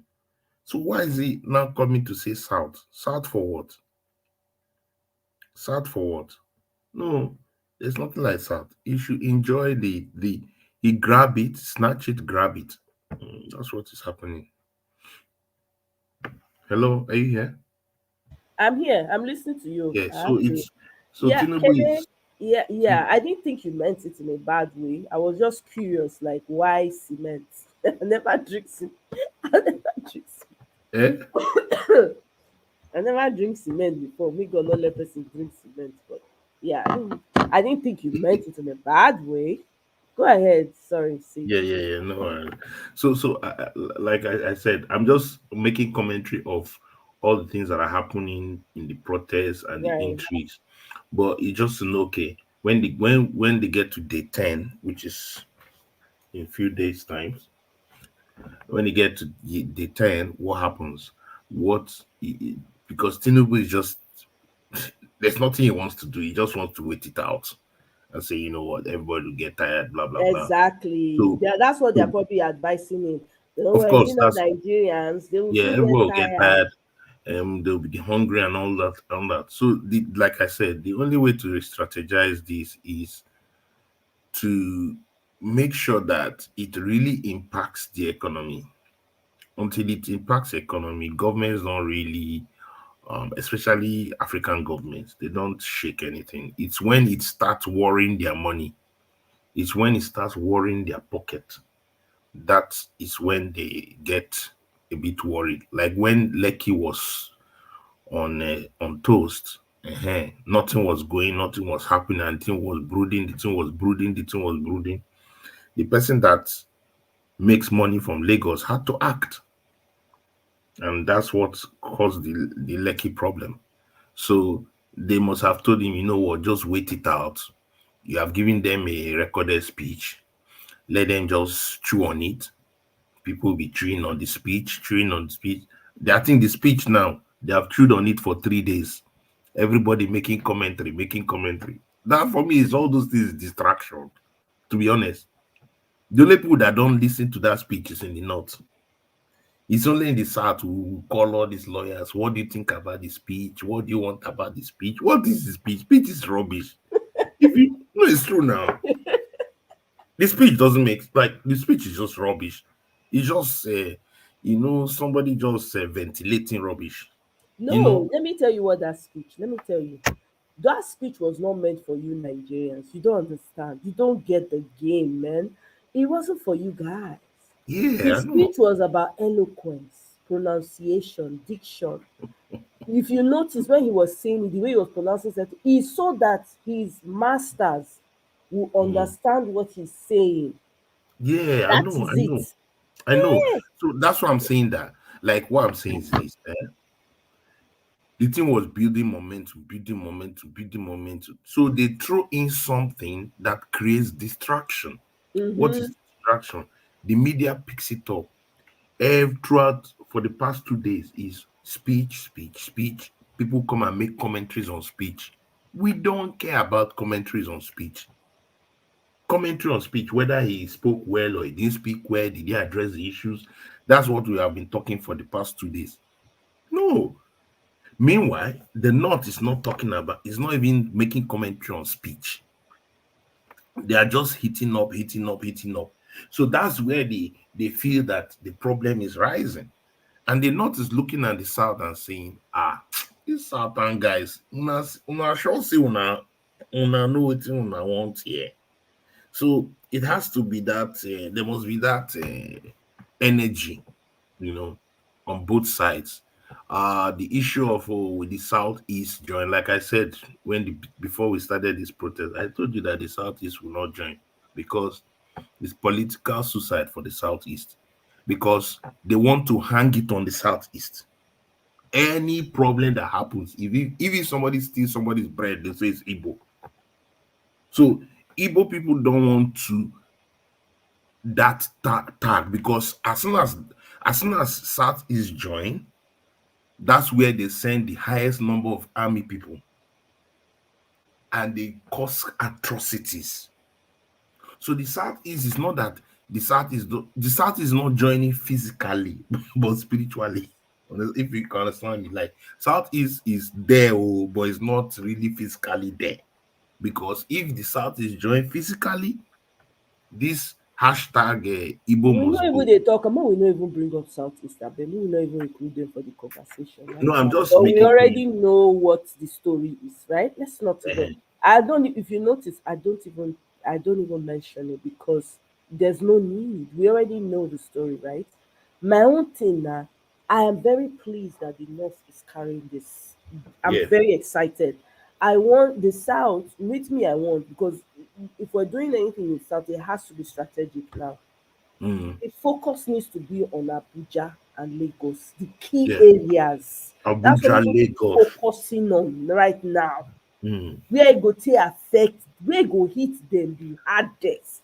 Yes, what National Assembly, all those areas. Yes, so if people need to You know. transport themselves from every community, right? And Depending on where actually, you if people identify their House of Rep members' homes are. and House of Rep member Senators that are not doing the good work. offices, All go those and ask them questions. exactly. Go and ask them questions. Okay, let's leave president now. Senator collected money. Senator collected, House of Rep, they gave people money for cars. If you knew that, okay, this money that's used for car, let them give me the money. Let me do something in my community. So if you start putting heat on in the senators' quarters, the senators' houses, their offices, and all that, that's how people protest. People go to their MPs' homes. They go to their MP offices to say, we demand better. We demand a better government. We demand a better thing from you. If not, we will recall. So you will notice that senators will now know, this is not reach our side. Though. Why they are not talking nice? Because they feel, look, it's Tinubu's problem. The governors feel, you know what, it's Tinubu's problem. So, but if governors feel the heat directly from their people. You know, then people will, like you said, mobilize towards Lagos and Abuja, the seat of government, and most importantly, down tools.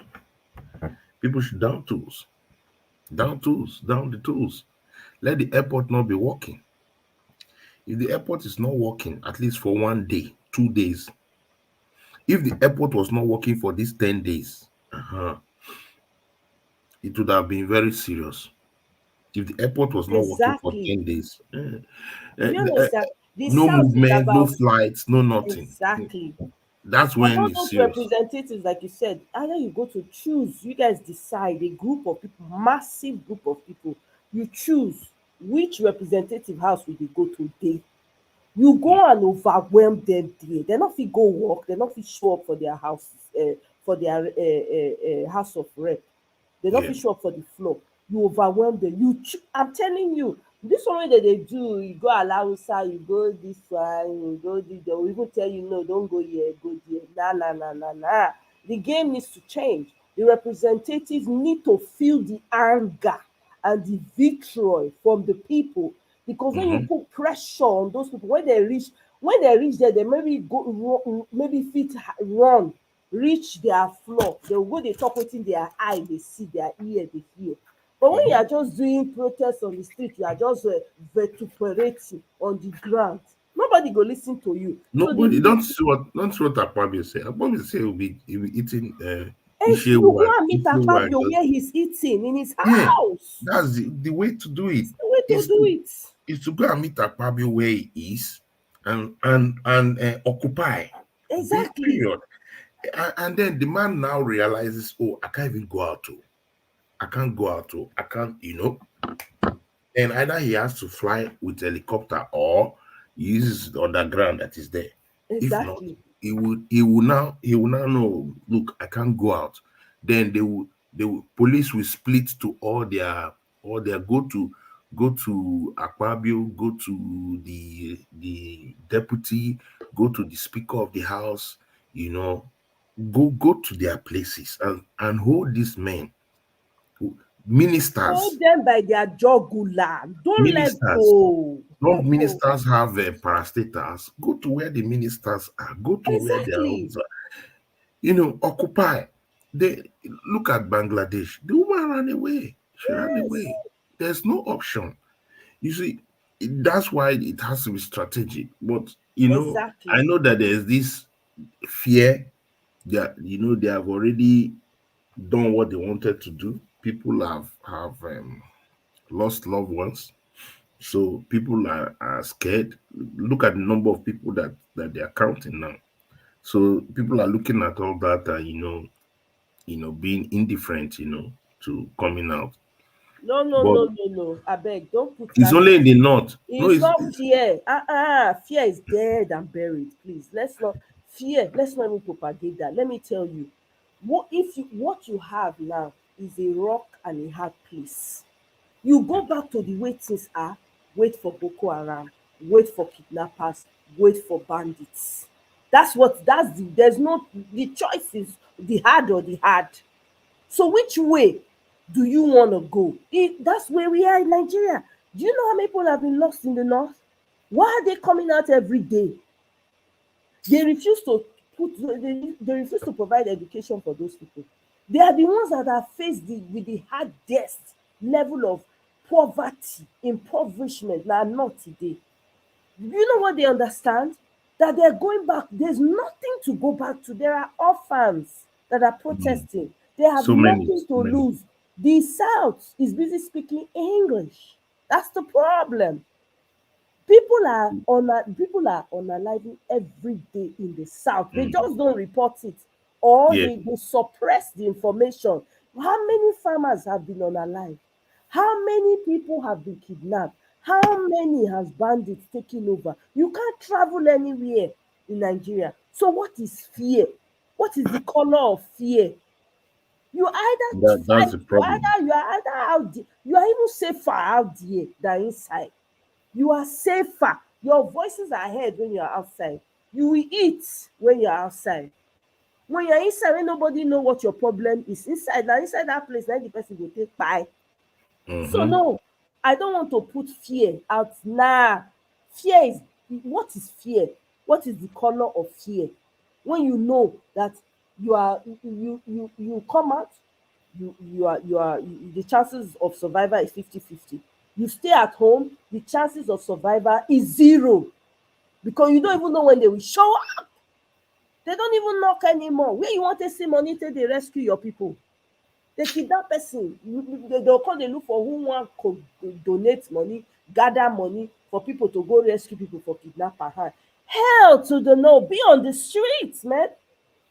So the South, they need to be more strategic. The problem with the South is now they need to be more strategic about this.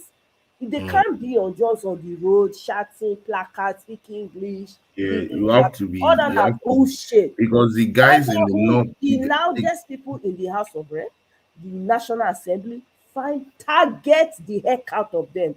Show up in their offices, show up in their homes. Akpabio, especially Akpabio, when he's saying go dey chop while you're protesting. People suppose show up in the numbers for that man house. Go follow and Akpabio chop. dey vex us. Akpabio's own. The problem is that Akpabio does it with so much impunity. Like, he just don't, like, he's just the one of the worst I've seen, Senate presidents. Like, and it's because these people have not faced, they have not seen the pressure. The northern guys, if you notice, they are very quiet. They are not talking because they know say their side. I beg no they there. Because the northern protest is seriously, they are not joking. They are going for everything. They are not that one Tinubu is talking is on his own. So, but the challenge is, let that be that synergy, between the north and the south, so that is correct. The police don't tire now. They don't talk tire. You talk it tomorrow, you're talking to yourself. If you notice, the police in the north is begging. They are begging. They are not trying to. Initially, they want to use force for where? Those guys don't send anybody. You use force to do what? Will you beat them? So it's something that we hope that, let's see what happens on the 10th. Since Shawore says they are strategizing to see what will happen. It's not just, the end bad governance. Shawore has his own, everybody has their own. So Shawore is not, he's just leading his own.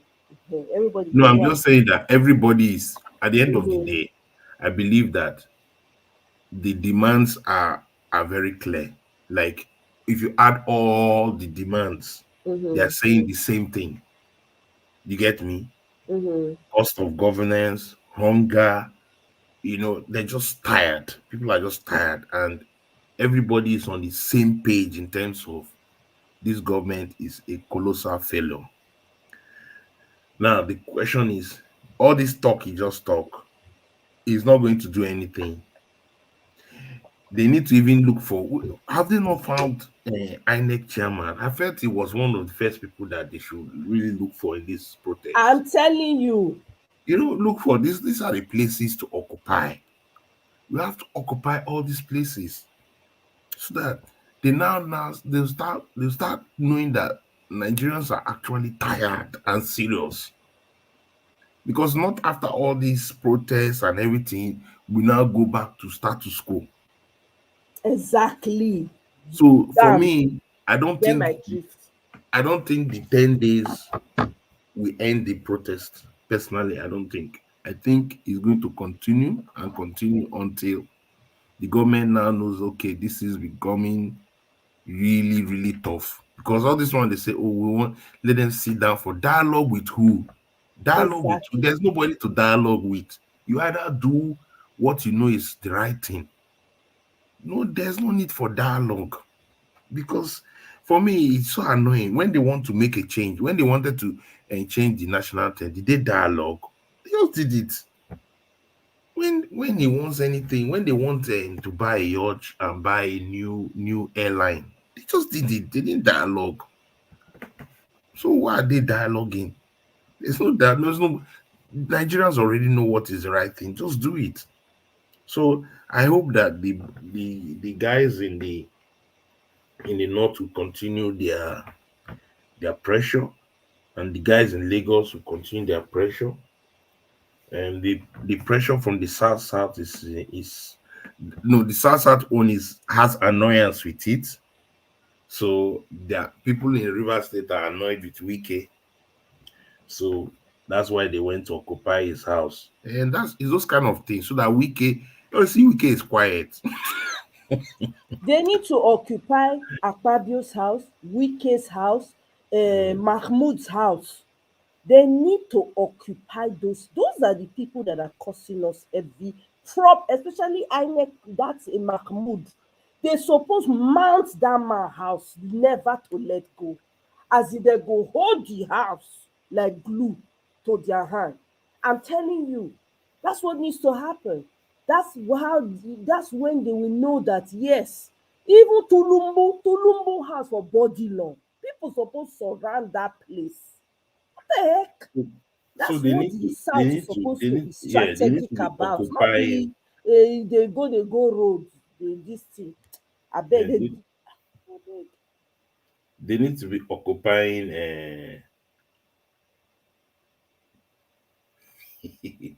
Okay, I don't see. I'll say North will report President Tinubu to Almighty Allah tomorrow on Friday. No, Sheikh they do one kunut prayer. Abdullahi. They say na kunut. I don't see am now. Mm, Kunut, they do kunut. God, please, people should forgive me if I'm saying it wrong. All kunut prayer against President Tinubu and APC ongoing in the north. Then they pray. See, I play the video. like, yeah.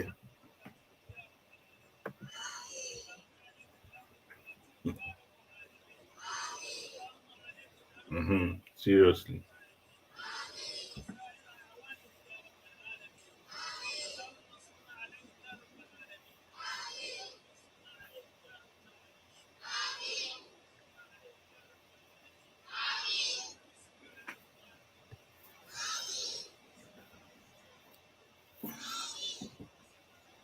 They take the prayer serious.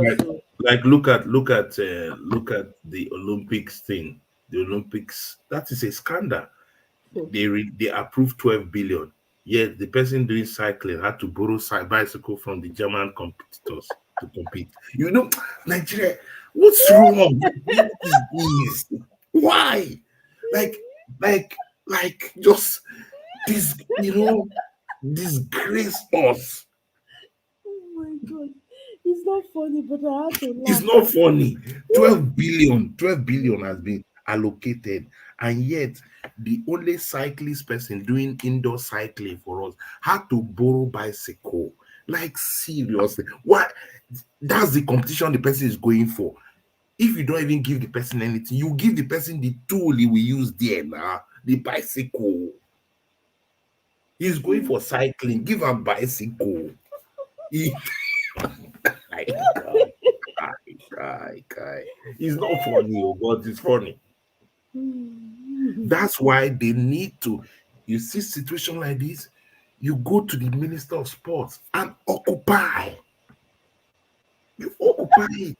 I'm telling you. The Minister of Sport, you go occupy, you go ask people. This is the strat for the South, because Southern people they have to approach it different from the North. The North is doing a fantastic work, right? No, I told you I don't have problem with North. When North enter it, it's very clear. They don't do celebrity protest. That South strategy, see that this one with your talk, so people they were supposed to mount the Minister of Sports house. They go surround that place. Akpabio, Mahmoud, the originator of all this problem, Mahmoud, we not care whether they send them, they no send them, he must not confess. People go mount there. People go mount Akpabio house where go they chop. Make people follow and chop. That's what needs to happen. Look at, thank you very much, Kenny. Favor. In spite of all the struggle, when that girl struggle to go enter to run race, and that I mean, the heart to read the story. My heart was heavy. What happened? What Favor happened to her? Philly, you know hear story of Favor Philly. I saw her crying. I didn't even know what the issue was. If you Just see not what bother. this girl had gone through, I know. apparently, right? Whether they omitted to include her in the names of people that are going to do the Olympics or so. They included every other. They included some people, but they omitted her. Something Omitted like her that. name. People, please correct my story. Yeah. If I'm wrong, but it's been a couple of days now. So many things have happened in between that I've put in my head. Now, they're not. This girl started going on and on. Let me pull up the story. So she started writing and saying for the record, though, that she wanted to run for. Let me see, Favor Philly. But because they did not, it's a clerical error, I guess. Something to do with that. Wait, hold on 1 second. I won't read the story as it is. Useless people. The girl now manage after she don't put the story out for X. People come start to dey tag the minister, whatever. Eventually, she was not able to get in there. She now ran the race. In spite of it all, this girl still came out, right? Did the 200 meters race. Yeah, I watched it yesterday. She came, I think, sixth or something. Exactly. In spite of it all. And then at the end of it, I think she was overwhelmed by everything that was going on. This girl broke down and started crying. There was no Nigerian And that girl would have been, if there was the right to preparation, console her. It was she would have. Kenyans and Yeah, people, I know, I know. Do you know the worst part? I watched the discus women final. All right, I think it was the discus women final or hammer throw women final. Yes. The girl that The girl had come out to do the hammer for Nigeria. What's her name again? Sef? Annette Echikunwoke, I think. That's her name. No, not for Nigeria. She came to do for US. Yeah, she did try to go for Nigeria before. They frustrated. Yes, in the last Olympics. So she's now doing it for US. Yeah. Yeah, the last Olympics they omitted her name now. Clerical error. The same thing for Philly. Nigeria Nigeria is like, you look at the country and now that girl has to make a decision for her own career. You get me? And now today she was able to achieve a dream, at least to be a medalist in the Olympics under another country that values people's career and life. That there was a particular final. In that final, 4 or 5 people running in that final have Nigerian origin. 4 people there have Nigerian origin. The 400 meters I watched, the girl running for Bahrain, Nigerian. The girl running for Ireland, Yoruba girl, Nigerian. First, the other one come first, the other one came second. So you look at it and say, look at the potential that the nation can have. Just imagine all these people. The guy, there was the 4x4 of Netherlands. The guy that started it for Netherlands, at least 2 of them, Nigerian boys running for Netherlands, Nigerian boys running for the British, Nigerian boys running for another country. And you begin to say, this is the Nigerian, that's the potential of the biggest black nation in the world that can compete favorably with anybody in the world. But the truth is, we are where we are because of these same hooligans. Everybody is praising the Tigers, the basketball team. Look at those girls. They're all girls not born here in Nigeria. They're all overseas. Even the coach is overseas.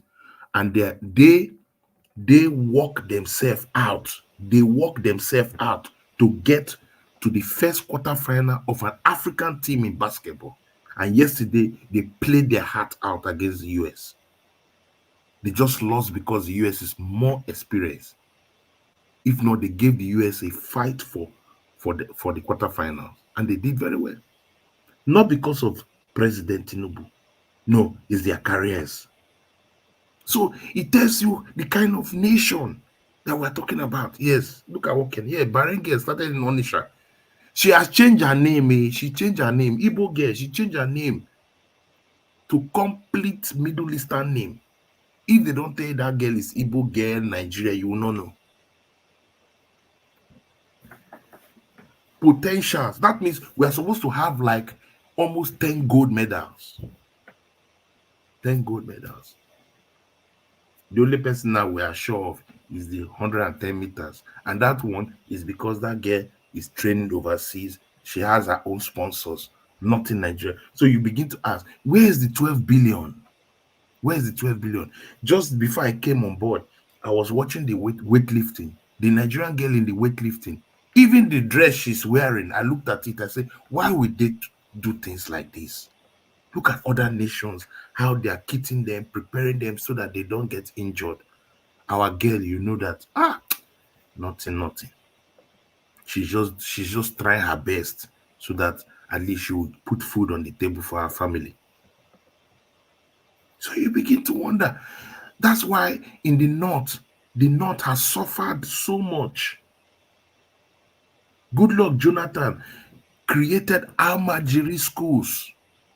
Almajiri schools. Goodluck Jonathan created Almajiri schools where they would teach these children on the streets, orphan children, not just Quran, but they would teach them some other things, mathematics, some little things.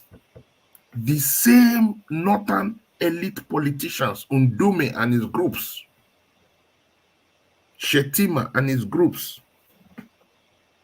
they say Boko Haram, Western education is sin. They propagated it, and they destroyed, they infiltrated all those sheiks, infiltrated all those Quranic schools, and they destroyed the Almajiri schools. If not, all those children on the streets would have been going to school for free. That is what the country had set in motion. That's what Goodluck Jonathan wanted. He wanted the schools available for the street kids. They don't need just go into the school, go and learn ABCD, go and learn, and they are intelligent. And that's what Peter Obi said. These children are intelligent. They can cram the Quran. They can also, that same brain will be able to use and bring something out of the brain, and they will do things for their country. So it's when you look at the situation and you look at what other nations put and invest and strengthen the children, you begin to say, man, I don't blame any Nigerian there that decide, you know what, I'm not, I don't cut out from this country. Let me go and answer another person, and then I'll compete for them. I don't blame them. But it's sad. It's a sad situation. So if somebody looks at it and say, if I remember one of the medals we had, I think in the last 3 Olympics, former Olympics we had, the medal we had in Taekwondo or Judo, one of them, it was because the person that won that medal, his father was a politician. Uche Chukwumerije, his son. So he sponsored his son, gave him all the training that the boy could get, and he won Nigeria one of the medals.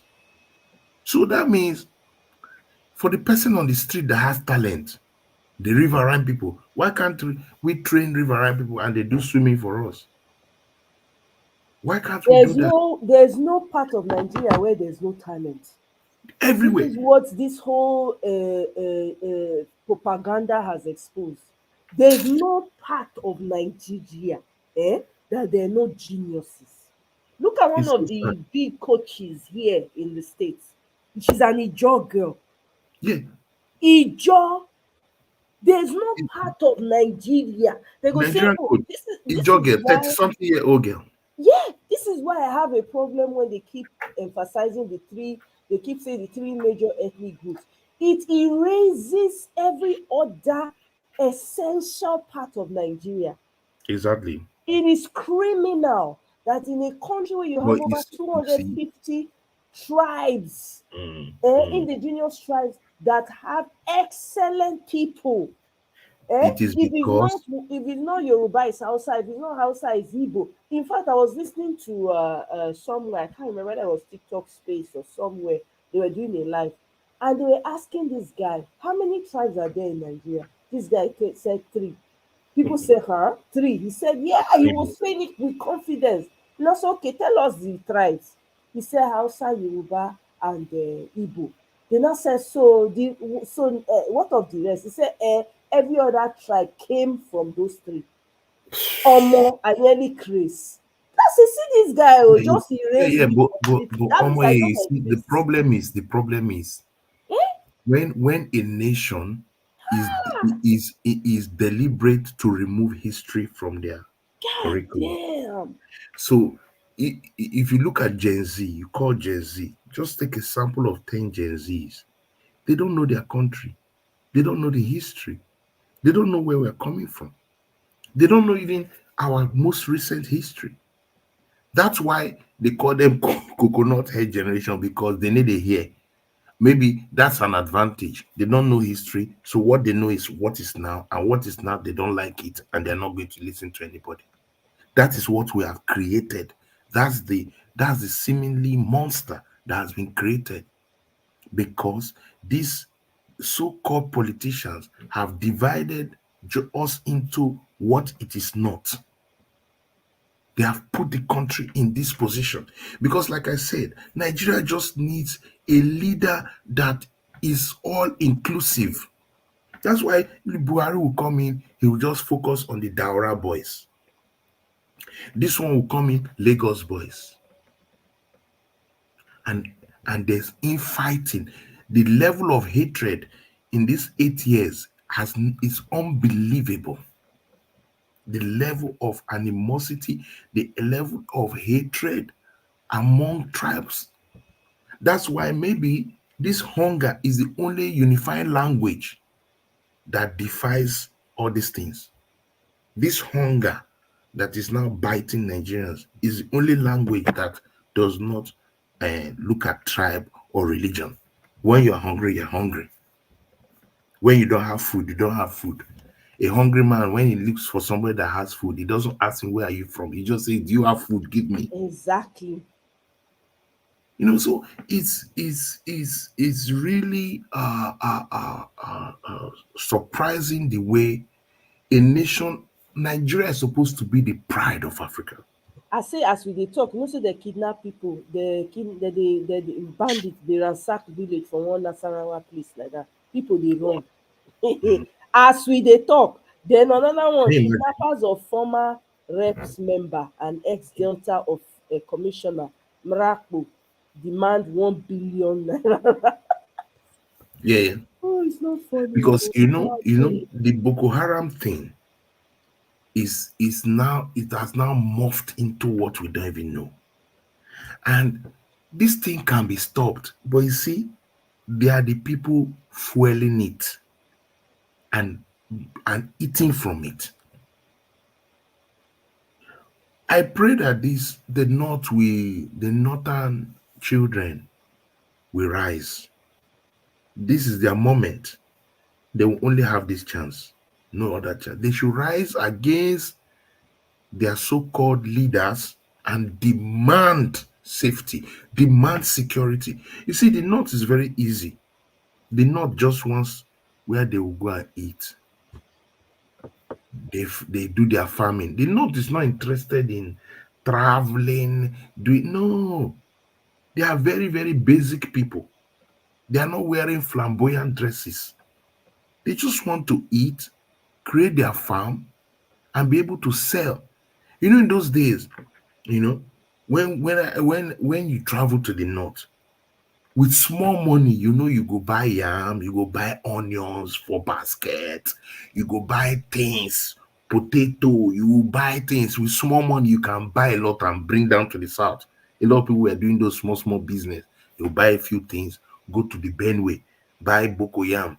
One of the best yams you can see is in the Benue. Benue Plateau, they have the best yam. I mean, beautiful yams. You can buy, bring it down south, you sell. But now, there's no food. No food.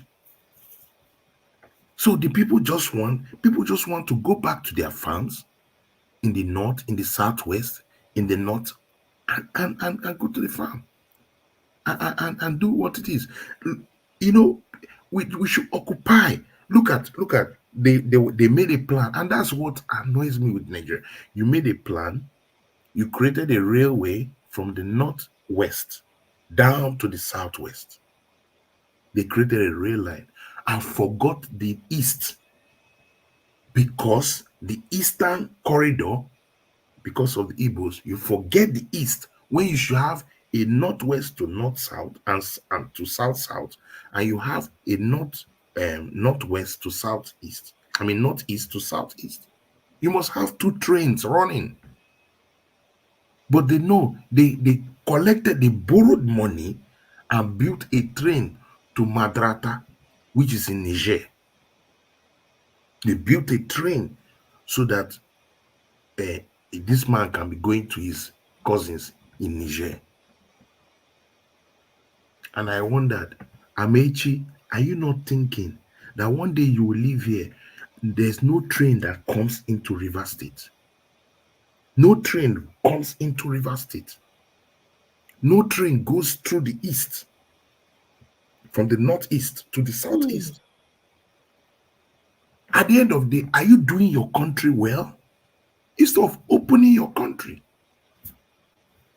So these are the big challenges why this protest has to increase, so that we can find a way out. I don't know the way out, to be honest. At this point, I don't know what this protest will break out to, but I hope it will create a much better outcome. We have seen protests, we have seen many protests. Oftentimes, it doesn't end in the right outcomes. These politicians hijack different things. So I pray that the northern guys will say, you know what, each senator, come and answer your father's name. That's what Nigeria should demand now. Where is Akpabio? Come and answer your father's name. Imagine Akpabio telling us that you people will be doing it now, I'll be enjoying my house, drinking Coke. Imagine that the effrontery to do that. That statement alone should require that he's sacked. He's completely sacked. Akpabio must go. Simple. That's what should be trending now.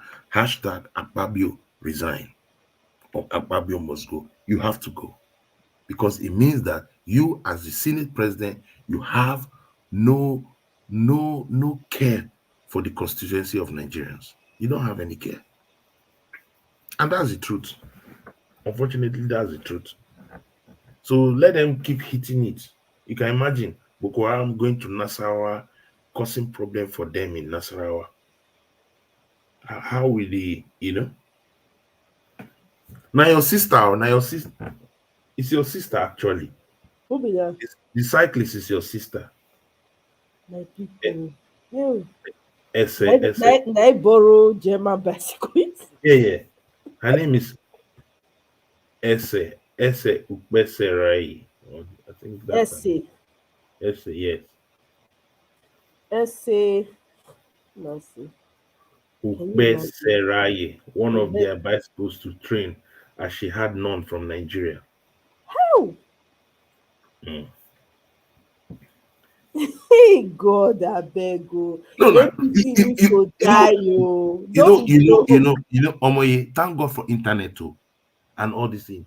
If not for this, some of these stories, when we used to hear it in those days, we say, nah, I know sure say this thing happen. Exactly, you go to doubt time. But now it's not that. The thing is happening right before our very before.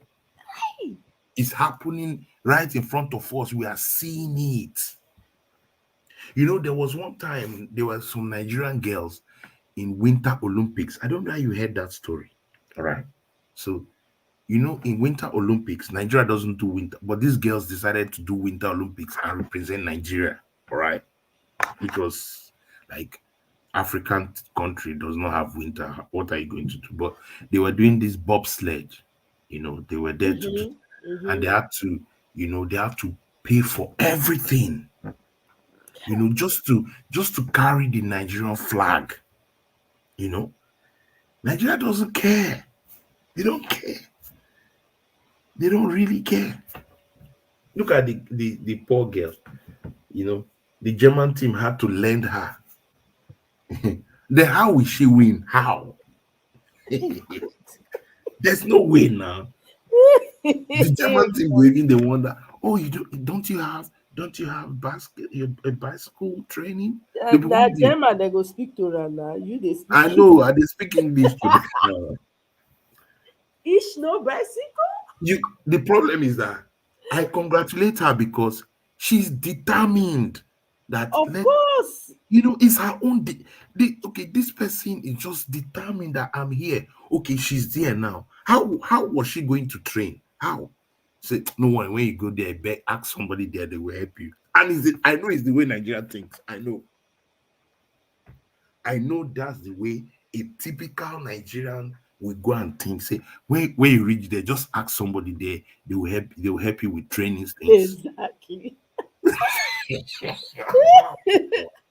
God. Hey, God, I beg go. How much is that? Because the person that's been giving this money, he would think of this bicycle. These bicycles are very expensive. These spin bicycles are extremely, especially Olympic style. They're very expensive. They'll think of transporting it, the logistics of the transport, blah blah blah. They say only for one athlete, and they have budgeted it to. It has been budgeted. That's okay. SA is going as a cyclist here. These all the things she will need. This her per diem. This what she will need for her training, her medicine, all those kind of things. Then they'll say okay, they have budgeted maybe $1,000 for her whole thing. Somebody there will say, SAC will give you $500 or $800. That's what they will do. And that means that bicycle, look, we cannot give you bicycle. What we'll do is that when you get there, we'll ask them to give you somebody to help you with the training. That's what will happen. And that's what has happened. And that money has been eaten by somebody. And the girl cannot talk because she just wants to get to the Olympics. She just wants to get there. At least try her best. Maybe she will get some sponsorship. Some schools in the US will say, I'll say, okay, since you have some good talent, all right, we can give you some scholarship to come to some of the colleges in America or wherever, or even Europe, and then she will just go.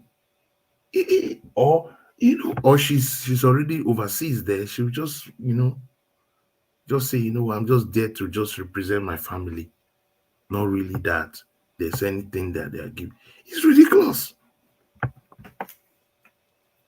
Oh, this one, Nigeria. And there's so many swimming.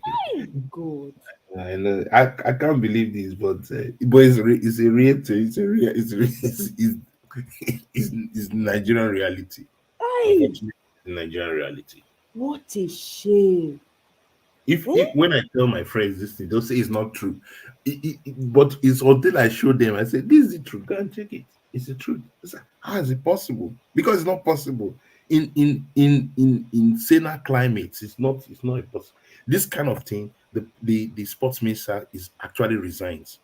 This kind of embarrassment, telling you straight up, just start resigning because you have disgraced the country. You see, people resign. People resign in countries when such things happen. People resign. They just resign. They say no need. They just resign. I pity the sister, but what can she do? What can she do? They just resign. The kind of embarrassment that this Nigerian APC government, Nigeria, has brought on Nigerians. Breaking If news. APC does not die, Kenyan Gen Z don't vex come out again. and now Kenyan Gen Z don't step out too. Oh man. they don't come out. One of their speakers, one of the guys when they talk for them, young guy like that, he don't talk. All of them don't mount come out now. Honestly, Nigerians or more, we gotta. There's no other way. This is too much.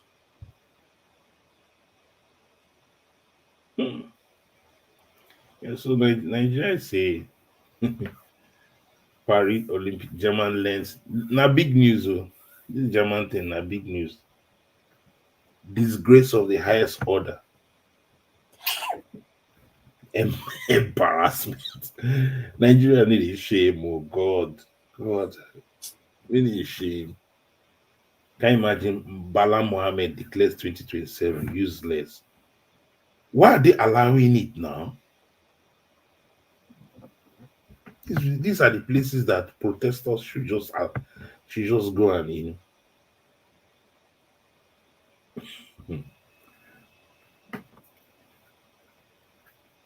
Wahala did this country.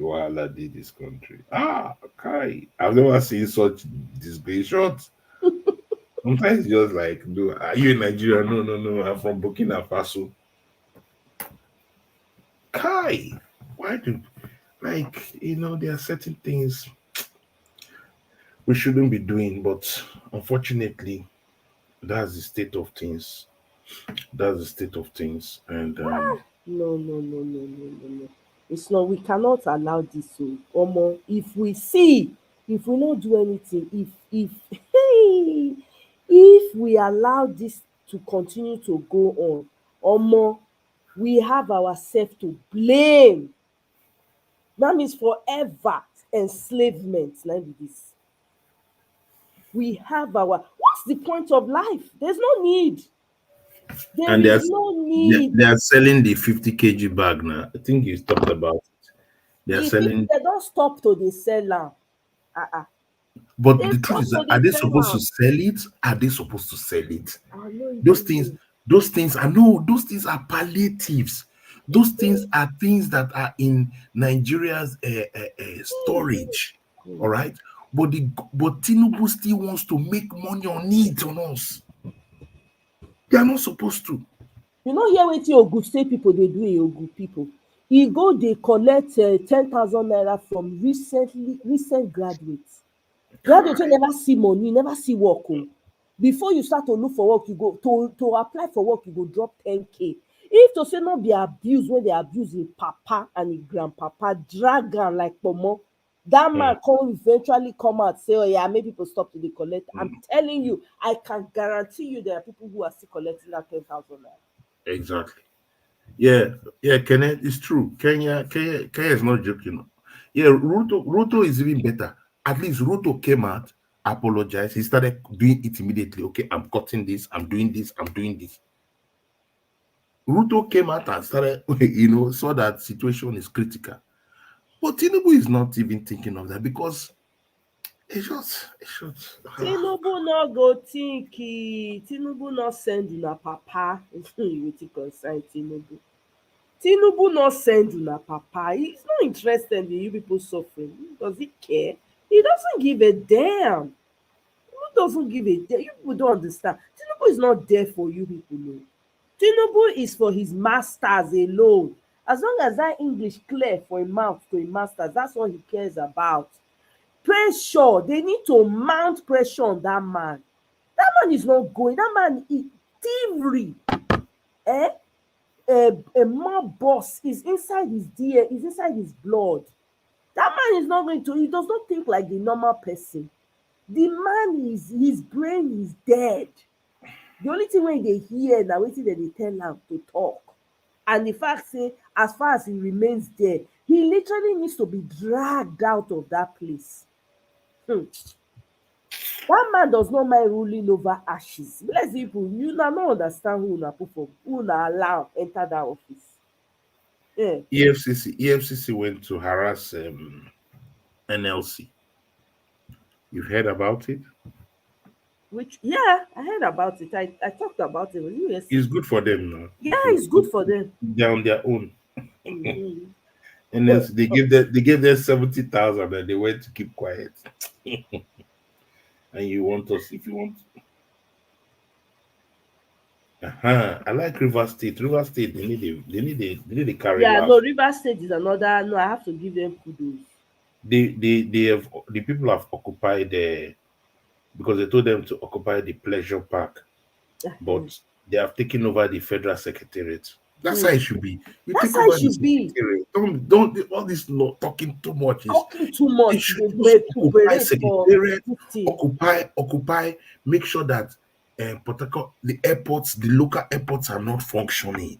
Nobody should be flying. Everybody stay where you dey. Exactly. Nobody should even be walking. Nobody should be going to. What are you walking for? No train, no flight.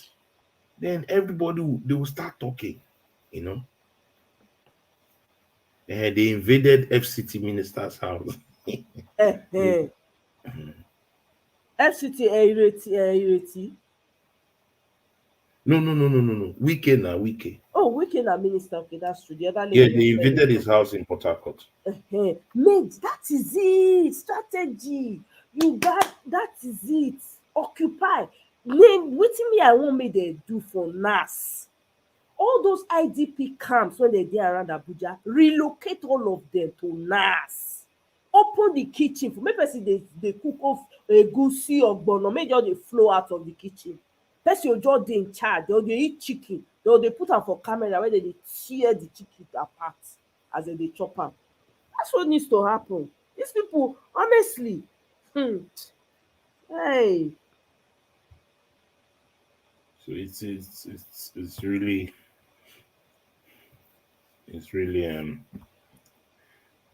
sad. The Nigerian problem is really sad. It's really sad. I just pray that we'll really oh man, this essay problem is really a disgrace to the highest level, honestly. Essay My sister, man. My sister. Can you imagine? And they say no, not demarket Nigeria. The government is steady demarketing it all by itself. Forget this government. See, when they talk, they don't think. They just talk. And the problem is that they will talk and also do it. You know, they are the people demarketing. It's just like you just keep quiet and just watch. You know, just like the issue between the debate between Trump and Biden. You see, Trump did not do anything. He just watch. The man can't say problem. Trump did not abuse the man. Just watch Biden. Biden just say, you know what? I need to take care of my health. Say situation is not as it is. You know, so that's the same thing here. The government just does what he wants to do and messes up. Because it's just for me is that it's when you're in that international level, they think it is the way Nigeria is. You know, it's an embarrassment to not only the country at large, but every Nigerian. People would think that's how the country is. They're just not reliable. You know, they're just not reliable. So unfortunately, that's how it is. I hear say this area mama for Abuja, there's a guy called Area Mama. I think he's transgender. Is he transgender or I think he dresses up like a woman, but he's a light worker, right? Okay. The way they just underlife that man. Wow. And dumped his body. If you see where they dumped him, apparently they've been attacking him since for the past 1 year, according to the story. They just alive and dump his body like that. It's very painful. Yeah, it is extremely painful. I know. I listen to. He's on TikTok. He always He creates TikTok. He makes me laugh. I mean, I laugh when he's talking and everything. And the guy has some inspirational talk and everything. He's coming from a very, very um, difficult life that got him to where where he was and doing what he does. The lack of value for Hmm? life, the lack of It value for it life. breaks. I just the thing break my heart. I no go lie. That man is just living his life. You can judge him all you want. The man was just living his life and doing the best. That guy has helped so many people on TikTok. He has given out hair. Some people will be coming. He's friends to a lot of women, he advises and stuff like that. Call him whatever he is. Eh? But that man has touched lives. For people to just do that to a human being, we have a problem in Nigeria. Oh. We have a real if APC does not APC has to die. They don't, is So the God value. rest his soul. Yeah, Honestly, the value for life Hey. is unbelievable. The value for life is something that you begin, and it's because that one person. Okay, look at a country, eh? How many people that have been taken out of this world just in the last 8 days of this protest, and yet Nigeria is not beating an eyelid. It tells you how far we have gone. I mean, mentally as a country, our girls we are taken away from their classrooms during exams. Some of those See girls. what they are doing to protesters. They are pursuing them into hospitals. They pursue them. God, I beg you. Hey, Nigeria. Eh? This Kenyan protest is not a funny thing, no. Of course, it's not a for they mean Ruto. Ruto must go. Ruto must go. Not be the one in Nigeria. Nigerians never. When Nigerians go ready for these people, they go run kaba kaba. They no go tell person. The anger that is mounting. These people are playing with fire. They don't know, and the president is just doing. You don't collect loan. We have done. We have removed subsidy. We have removed subsidy. Nothing we can do about that. Thunder go fire that mouth when they talk. Thunder. He go run, he go exile his. If I were But he him, did not remove any I will subsidy. exile myself. Now you don't tip enough money to last him and a miserable generation the rest But the of their truth is that lives. he did not remove any subsidy. Mm. He did not remove subsidy. They can't remove it because that I don't know. I've explained this thing from the first day he said it. I went to this guy's program, Dr. Damages. I said they're not removing it. People say, oh, he said it. I said they will remove it. They can't remove it. Because the people that benefit from this subsidy, the cabal that benefits from it, that's their bread and butter. And this bread and butter has been there for long. And this cabal that benefits includes ex-military men. It is like their cash cow. They will tell you they will remove subsidy. They do not. Because subsidy basically is supposed to be reducing the fuel price and using that money and paying the importers of fuel. That's why when they were trying to stress Dangote pressed that card now. Dangote pressed that card. He said, you guys have fuel station in Malta. Don't you think Dangote has intel? Dangote where they run things with what's Bill Gates.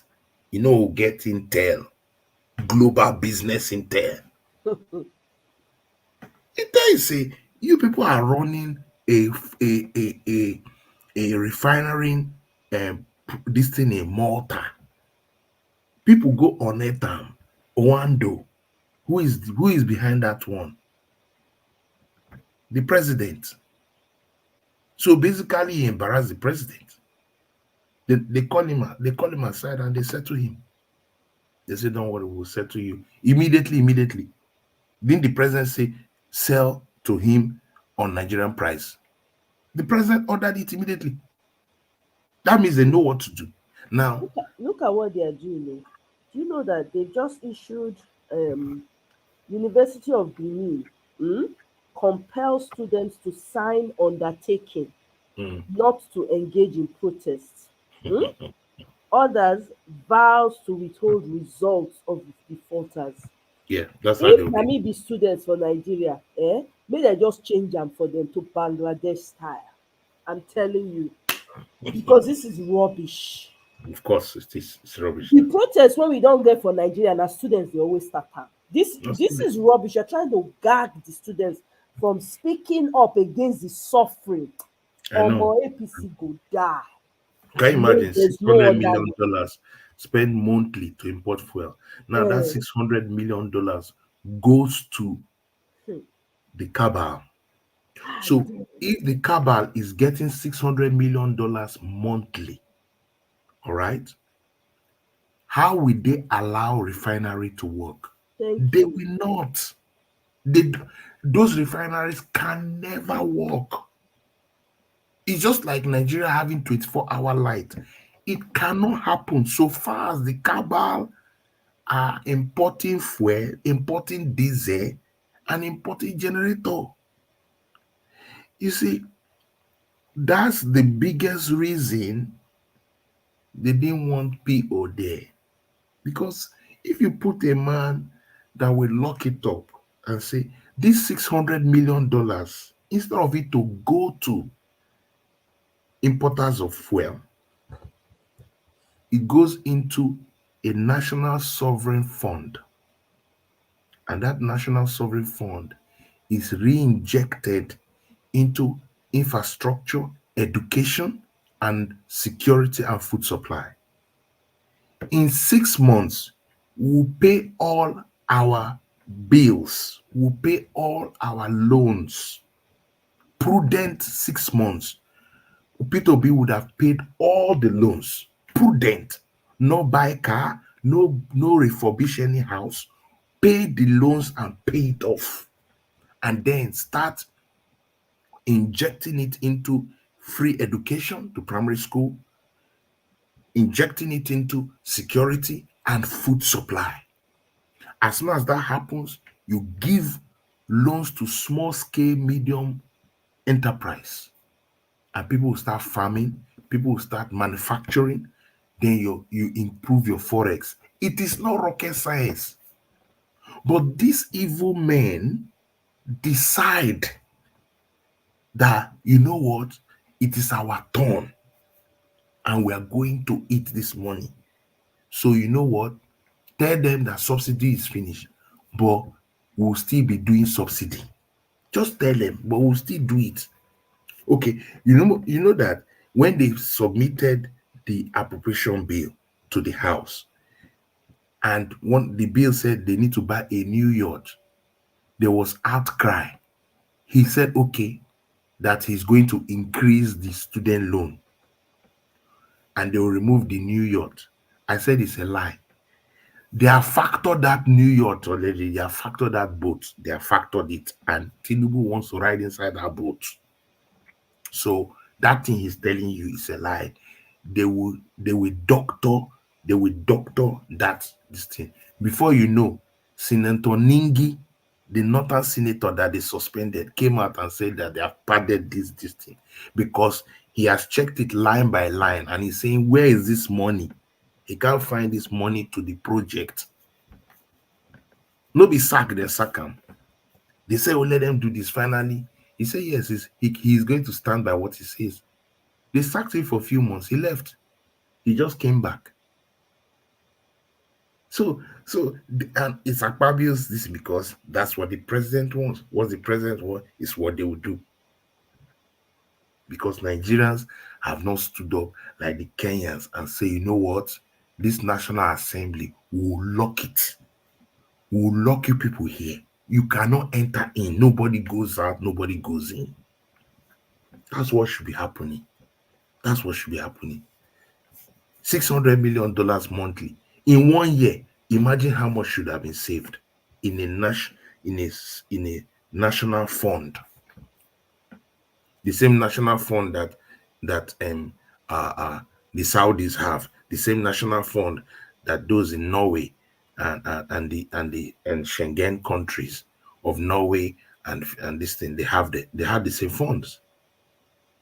And it is during critical times that government use those funds and create palliatives for their people. It's during those times that government is during these kind of times that government starts massive industrialization, because those massive industrialization will open jobs and people will be working. It's when they open farms, when they pump money into small scale industries so that there's work. So that there's work, people can start working. You can start producing things. At least there's the food. At least they produce things. Ban importation. One tissue paper from 50 naira to 1,000 for tissue paper. Toilet. Yeah. Why people even say water? Water not anyway, no water. Which water they now? Which water? Drinking water. Drinking water. Nigeria, you don't understand what we are saying. You know, when I was saying it a few months ago in your program, I said, hunger is coming. No, I said it. I said, the hunger that is coming, the famine that is coming is easily you can predict it. It's predictable. See, let me announce another thing. This hunger you are seeing now is not going to be compared with the hunger in the next 2 months. This hunger is just the first stage hunger. First stage. The hunger that is coming, Nigerians, if you have small farm, start farming. Oh God. See, 27 students, they expect 27 students of Ede Poly over anti-EFCC protest. Is this that's the next thing is going. Don't you see what's happening? They are picking up people now. How can you expect 27 students for anti-EFCC? EFCC, when they do anyhow like mad people. Hey, that APC must die, yo. Yeah. What we need to help people now is to tell them, you know what? If you have your bachelor degree and everything, start looking for simple schools in Africa and other places where there is even free. You gotta start finding a way to school. I realized when I left the country, you know, those days we used to do all those student union, you know, they like all those strike. If water no day, if the basic amenities no day, you know, they want to force students to do exam. They want to squeeze exam in 2 weeks. So we used to always go for strike. We go for protests. Then government will shut down school. We'll be happy. With sometimes a 5-year course, you stay 6 years. Those things are injurious to our careers. They did not help us, because on a that you are also competing on a global stage unknown to us. We are all competing on a global stage. It's when you come out, you say, I wasted 1 year. I wasted 1 year. Look at last 2 years. There was strike for almost 18 months. Sometimes strike for complete 2 years. No movement. It means that person, his colleague somewhere overseas, has graduated and is moving on seamlessly. So Nigeria wastes people's time. So if school rusticates you, don't worry about Nigerian school. It has no levels. Nigerian school globally has no levels. So sorry to say it. It used to have, but now, no, it doesn't. It doesn't have clout anywhere. Nigerian universities have no clout anywhere. Yes, you have intelligent students coming from Nigeria, no doubt. Hardworking students, no doubt. But in terms of the level, it is poor and it is low. So anybody that has a chance to go anywhere, look at when there was problem in, was it Niger or South Sudan or Sudan? Nigerians in Sudan studying in Sudan. Can you imagine? Sudan, where there's problem in Darfur and Khartoum, where they always have problem. Nigerians were studying there. That means those people, their universities are even standard. Nigerians are in Niger universities. It tells you that there's a big problem unknown, like there's a massive problem. If Nigerians are fielding now, on Ghana is normal. That's where we go to now. You go to Nigerians are in Niger studying. Nigerians are in Chad studying. Chad in Jamena. No.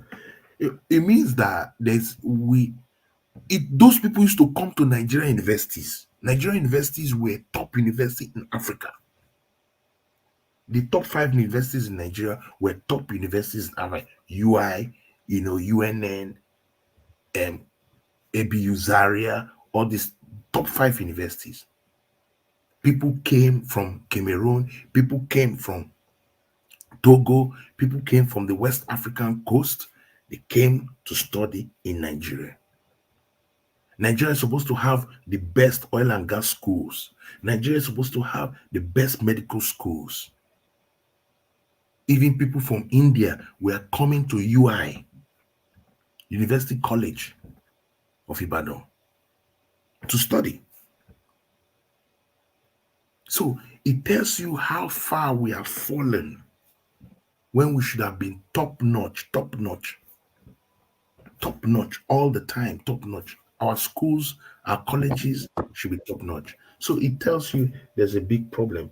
So this protest, people should keep protesting. People should keep coming out, and hopefully the protests will finally, break them. But somebody that is a drug lord, drug lords are not easy to break. They are different kind of people.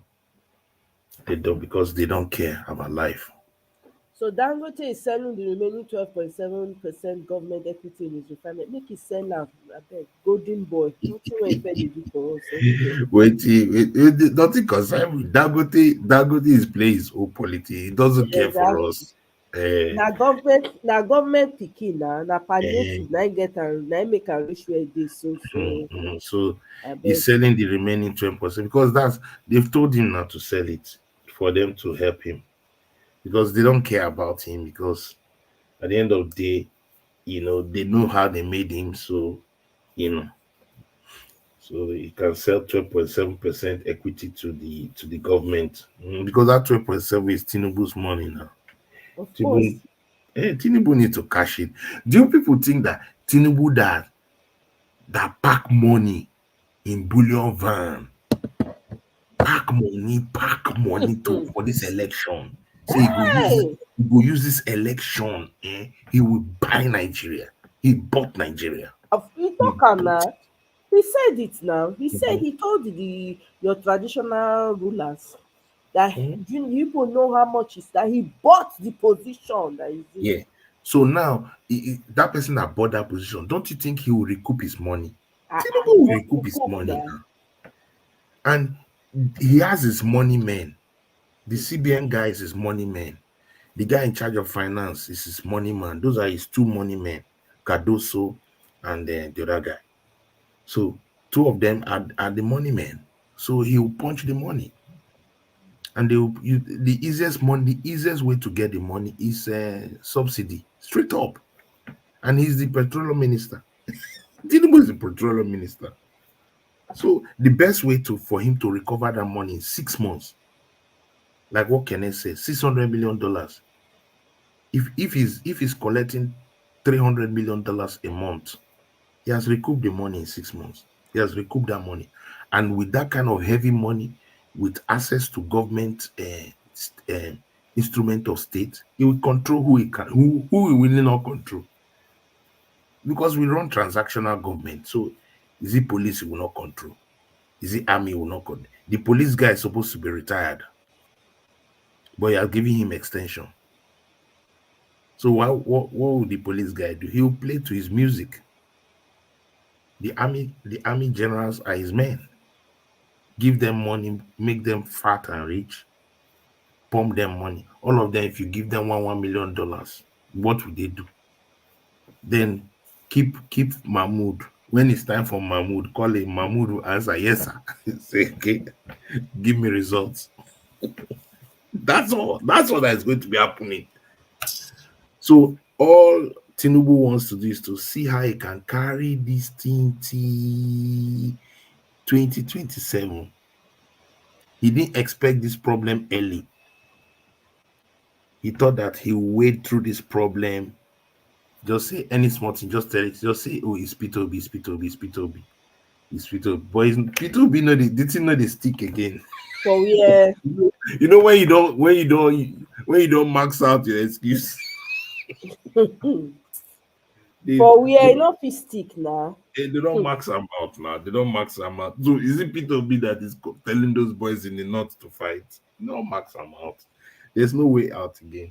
So he's now praying that the north will reduce. So I don't know how he work that one, but he will pump his money there. He will pump his money there. All this money when they steal, you know, say no, they last. Do you know?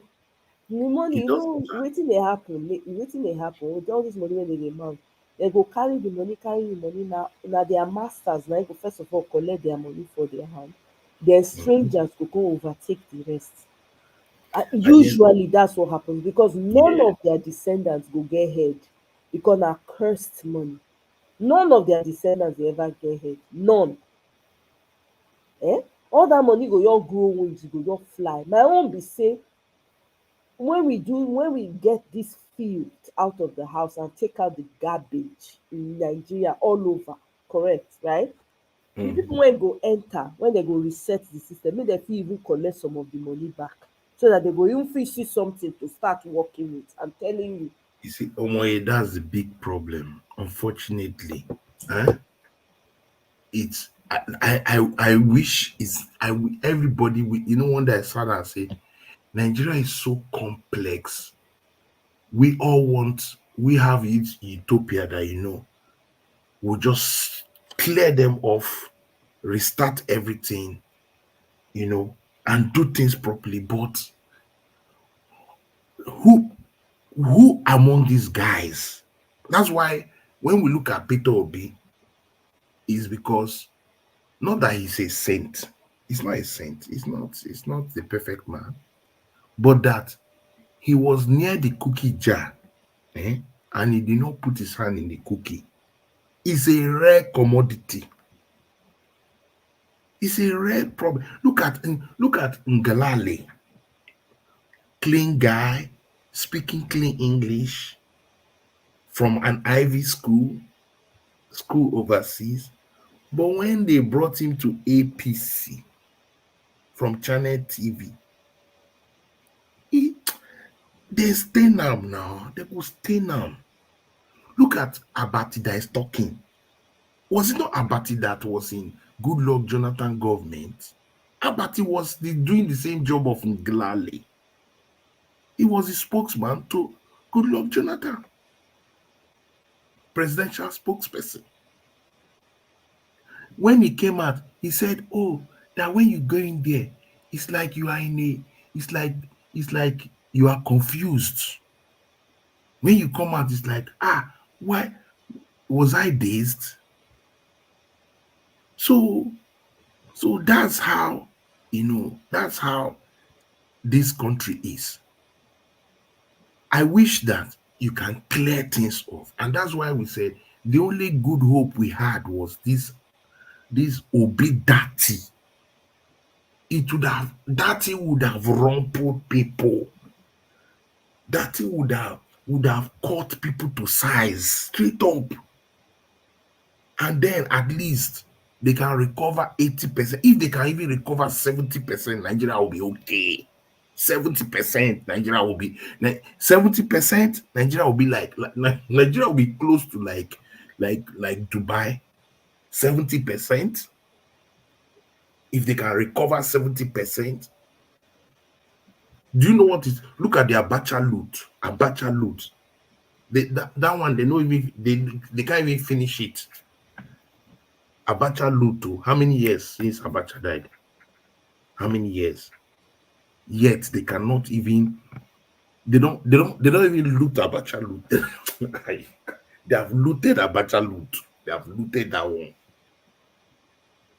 Abacha loot. We have not talked of Babangida, Abdul Salami, Guzo, Azazi. The guy in the middle belt, what's his name?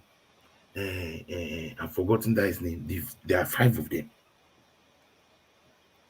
OBJ. These guys get pipeline dumps now. They have pipeline dumps. They are running. So I'm not even talking of the civilians who are much. The Boris, them, all those people. And then you now bring the people that are the silent operators, traditional rulers. Those are the silent operators.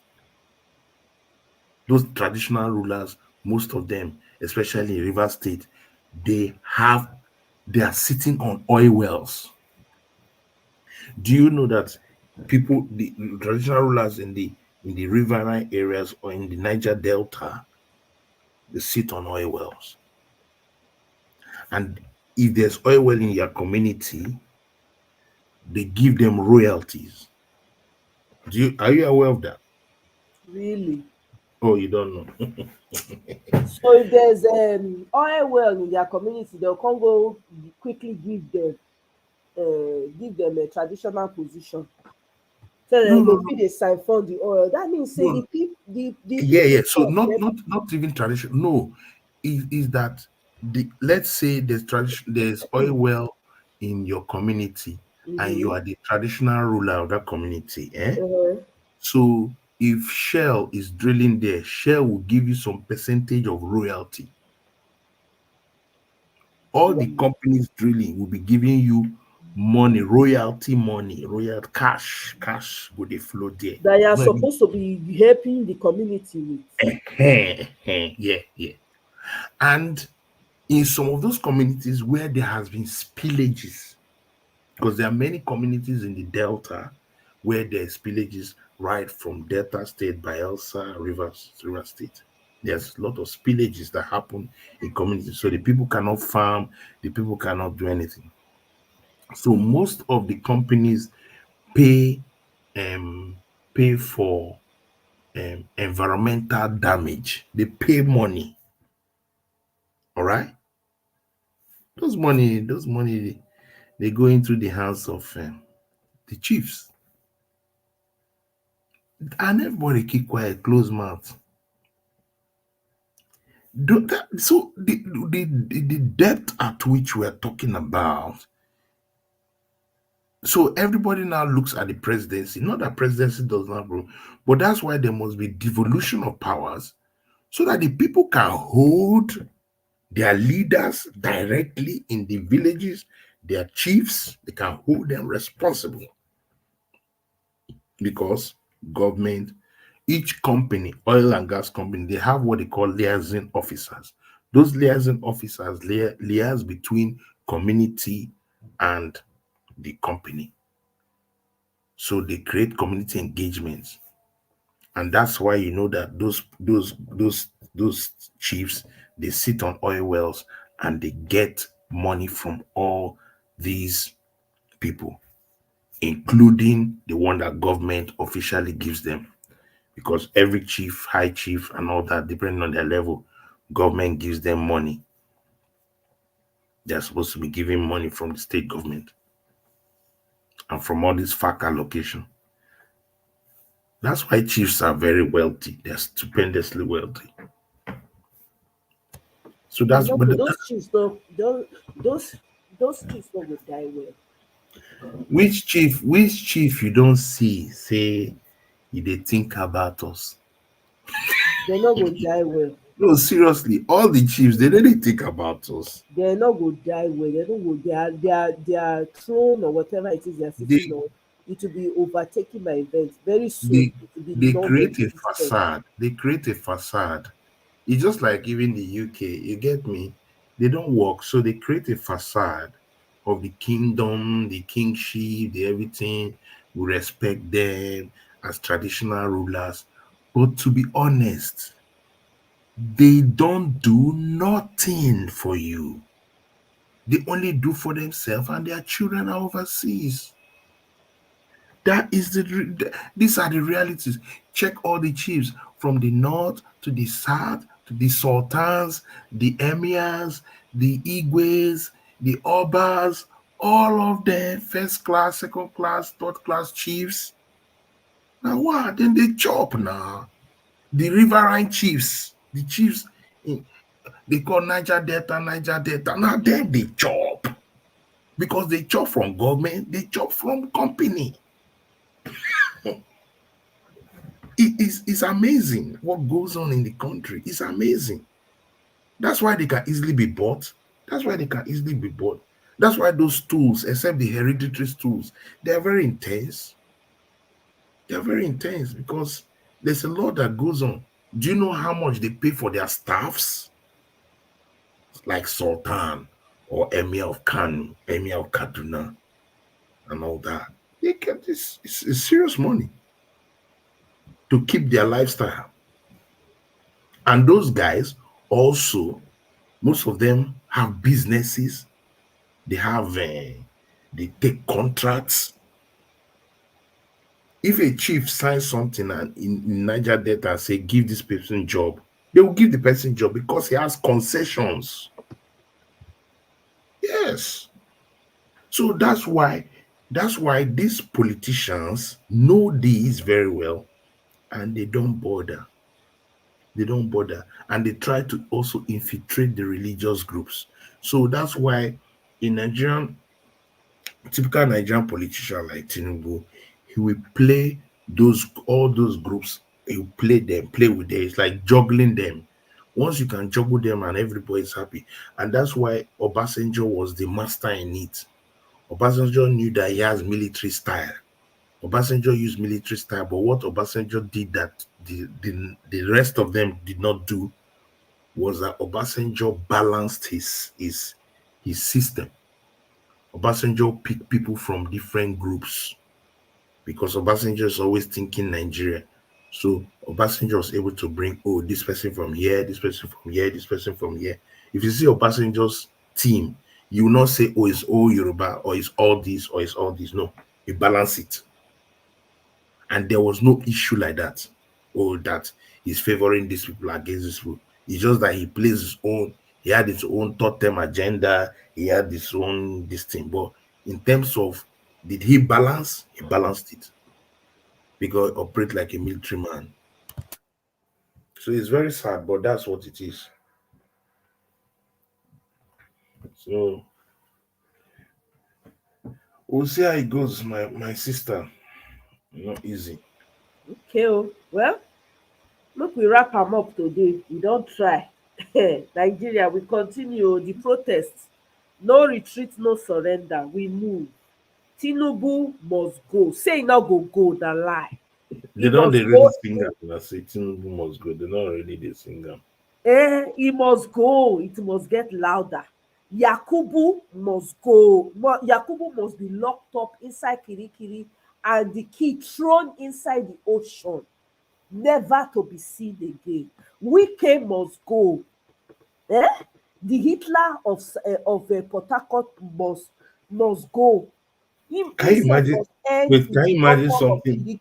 Wait, something very funny has happened. Nigeria is very funny. That the Minister of Women Affairs arrests her impersonator at an ongoing event. How is that possible? For real? For real.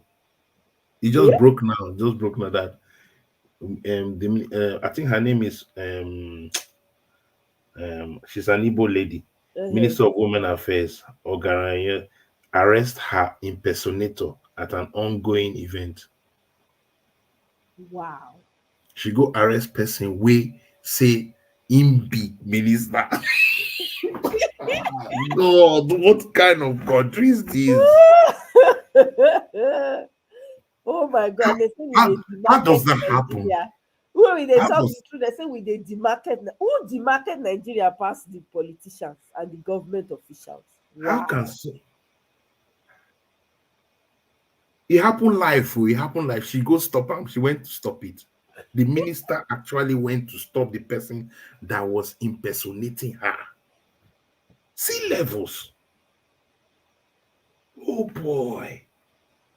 How does that happen? How can somebody go impersonate a minister? Don't people know the minister? Our Nigerian problem is too much. It's too much. What happens in that country is Meanwhile, Yaya Bello is chilling inside his house eating ofe egusi. He's eating Yaya Bello. fried goat meat and drinking and watching people with plasma TV. Yaya Bello. After EFCC messed up themselves, make noise. I will arrest him. I will do this. I will do that. Yeah. They just say the impersonator must be bleaching too. Nigeria now you get Comedy Central. Oh my God. Nigeria is a comedy central now. Nigeria will give you back to back. That's what Nigeria gives you, back to back.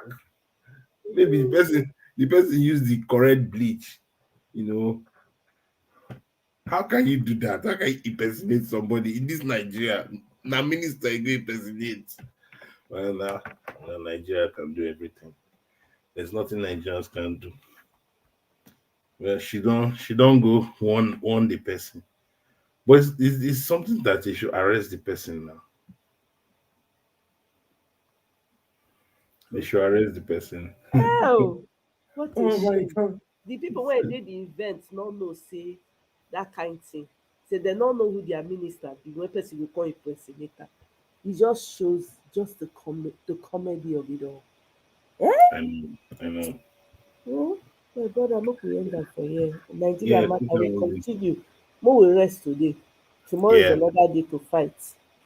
Thank you so much for being on the Keep the panel flag- with me. I really Keep the appreciate flag flying. No problem. That's fine. That's Yeah. fine. Well done. Thank you. Enjoy the rest of your day. Thank you Me so too. much. Yeah. Kene, thank you very much. I appreciate everybody that was able to join. Thank you so much for joining. I'll see you guys on my next one. And what else did I want to say? Here. Okay, let me reiterate. Mahmoud Yakubu, pressure must be on top of that man head. Mahmoud Yakubu. Akpabio, we need to go follow and chop that food when they chop. Wike need to get sleepless night from now on, even if they sleep before, may not dey sleep again. Tinubu need to dey receive migraine, body pain all over. Pressure must increase. Nigerians need to apply pressure. These people, APC must go, Tinubu must go. We go kill APC before APC kill all Nigerians. Thank you, people. Thank you, my people. We'll see you on the next one. Bye.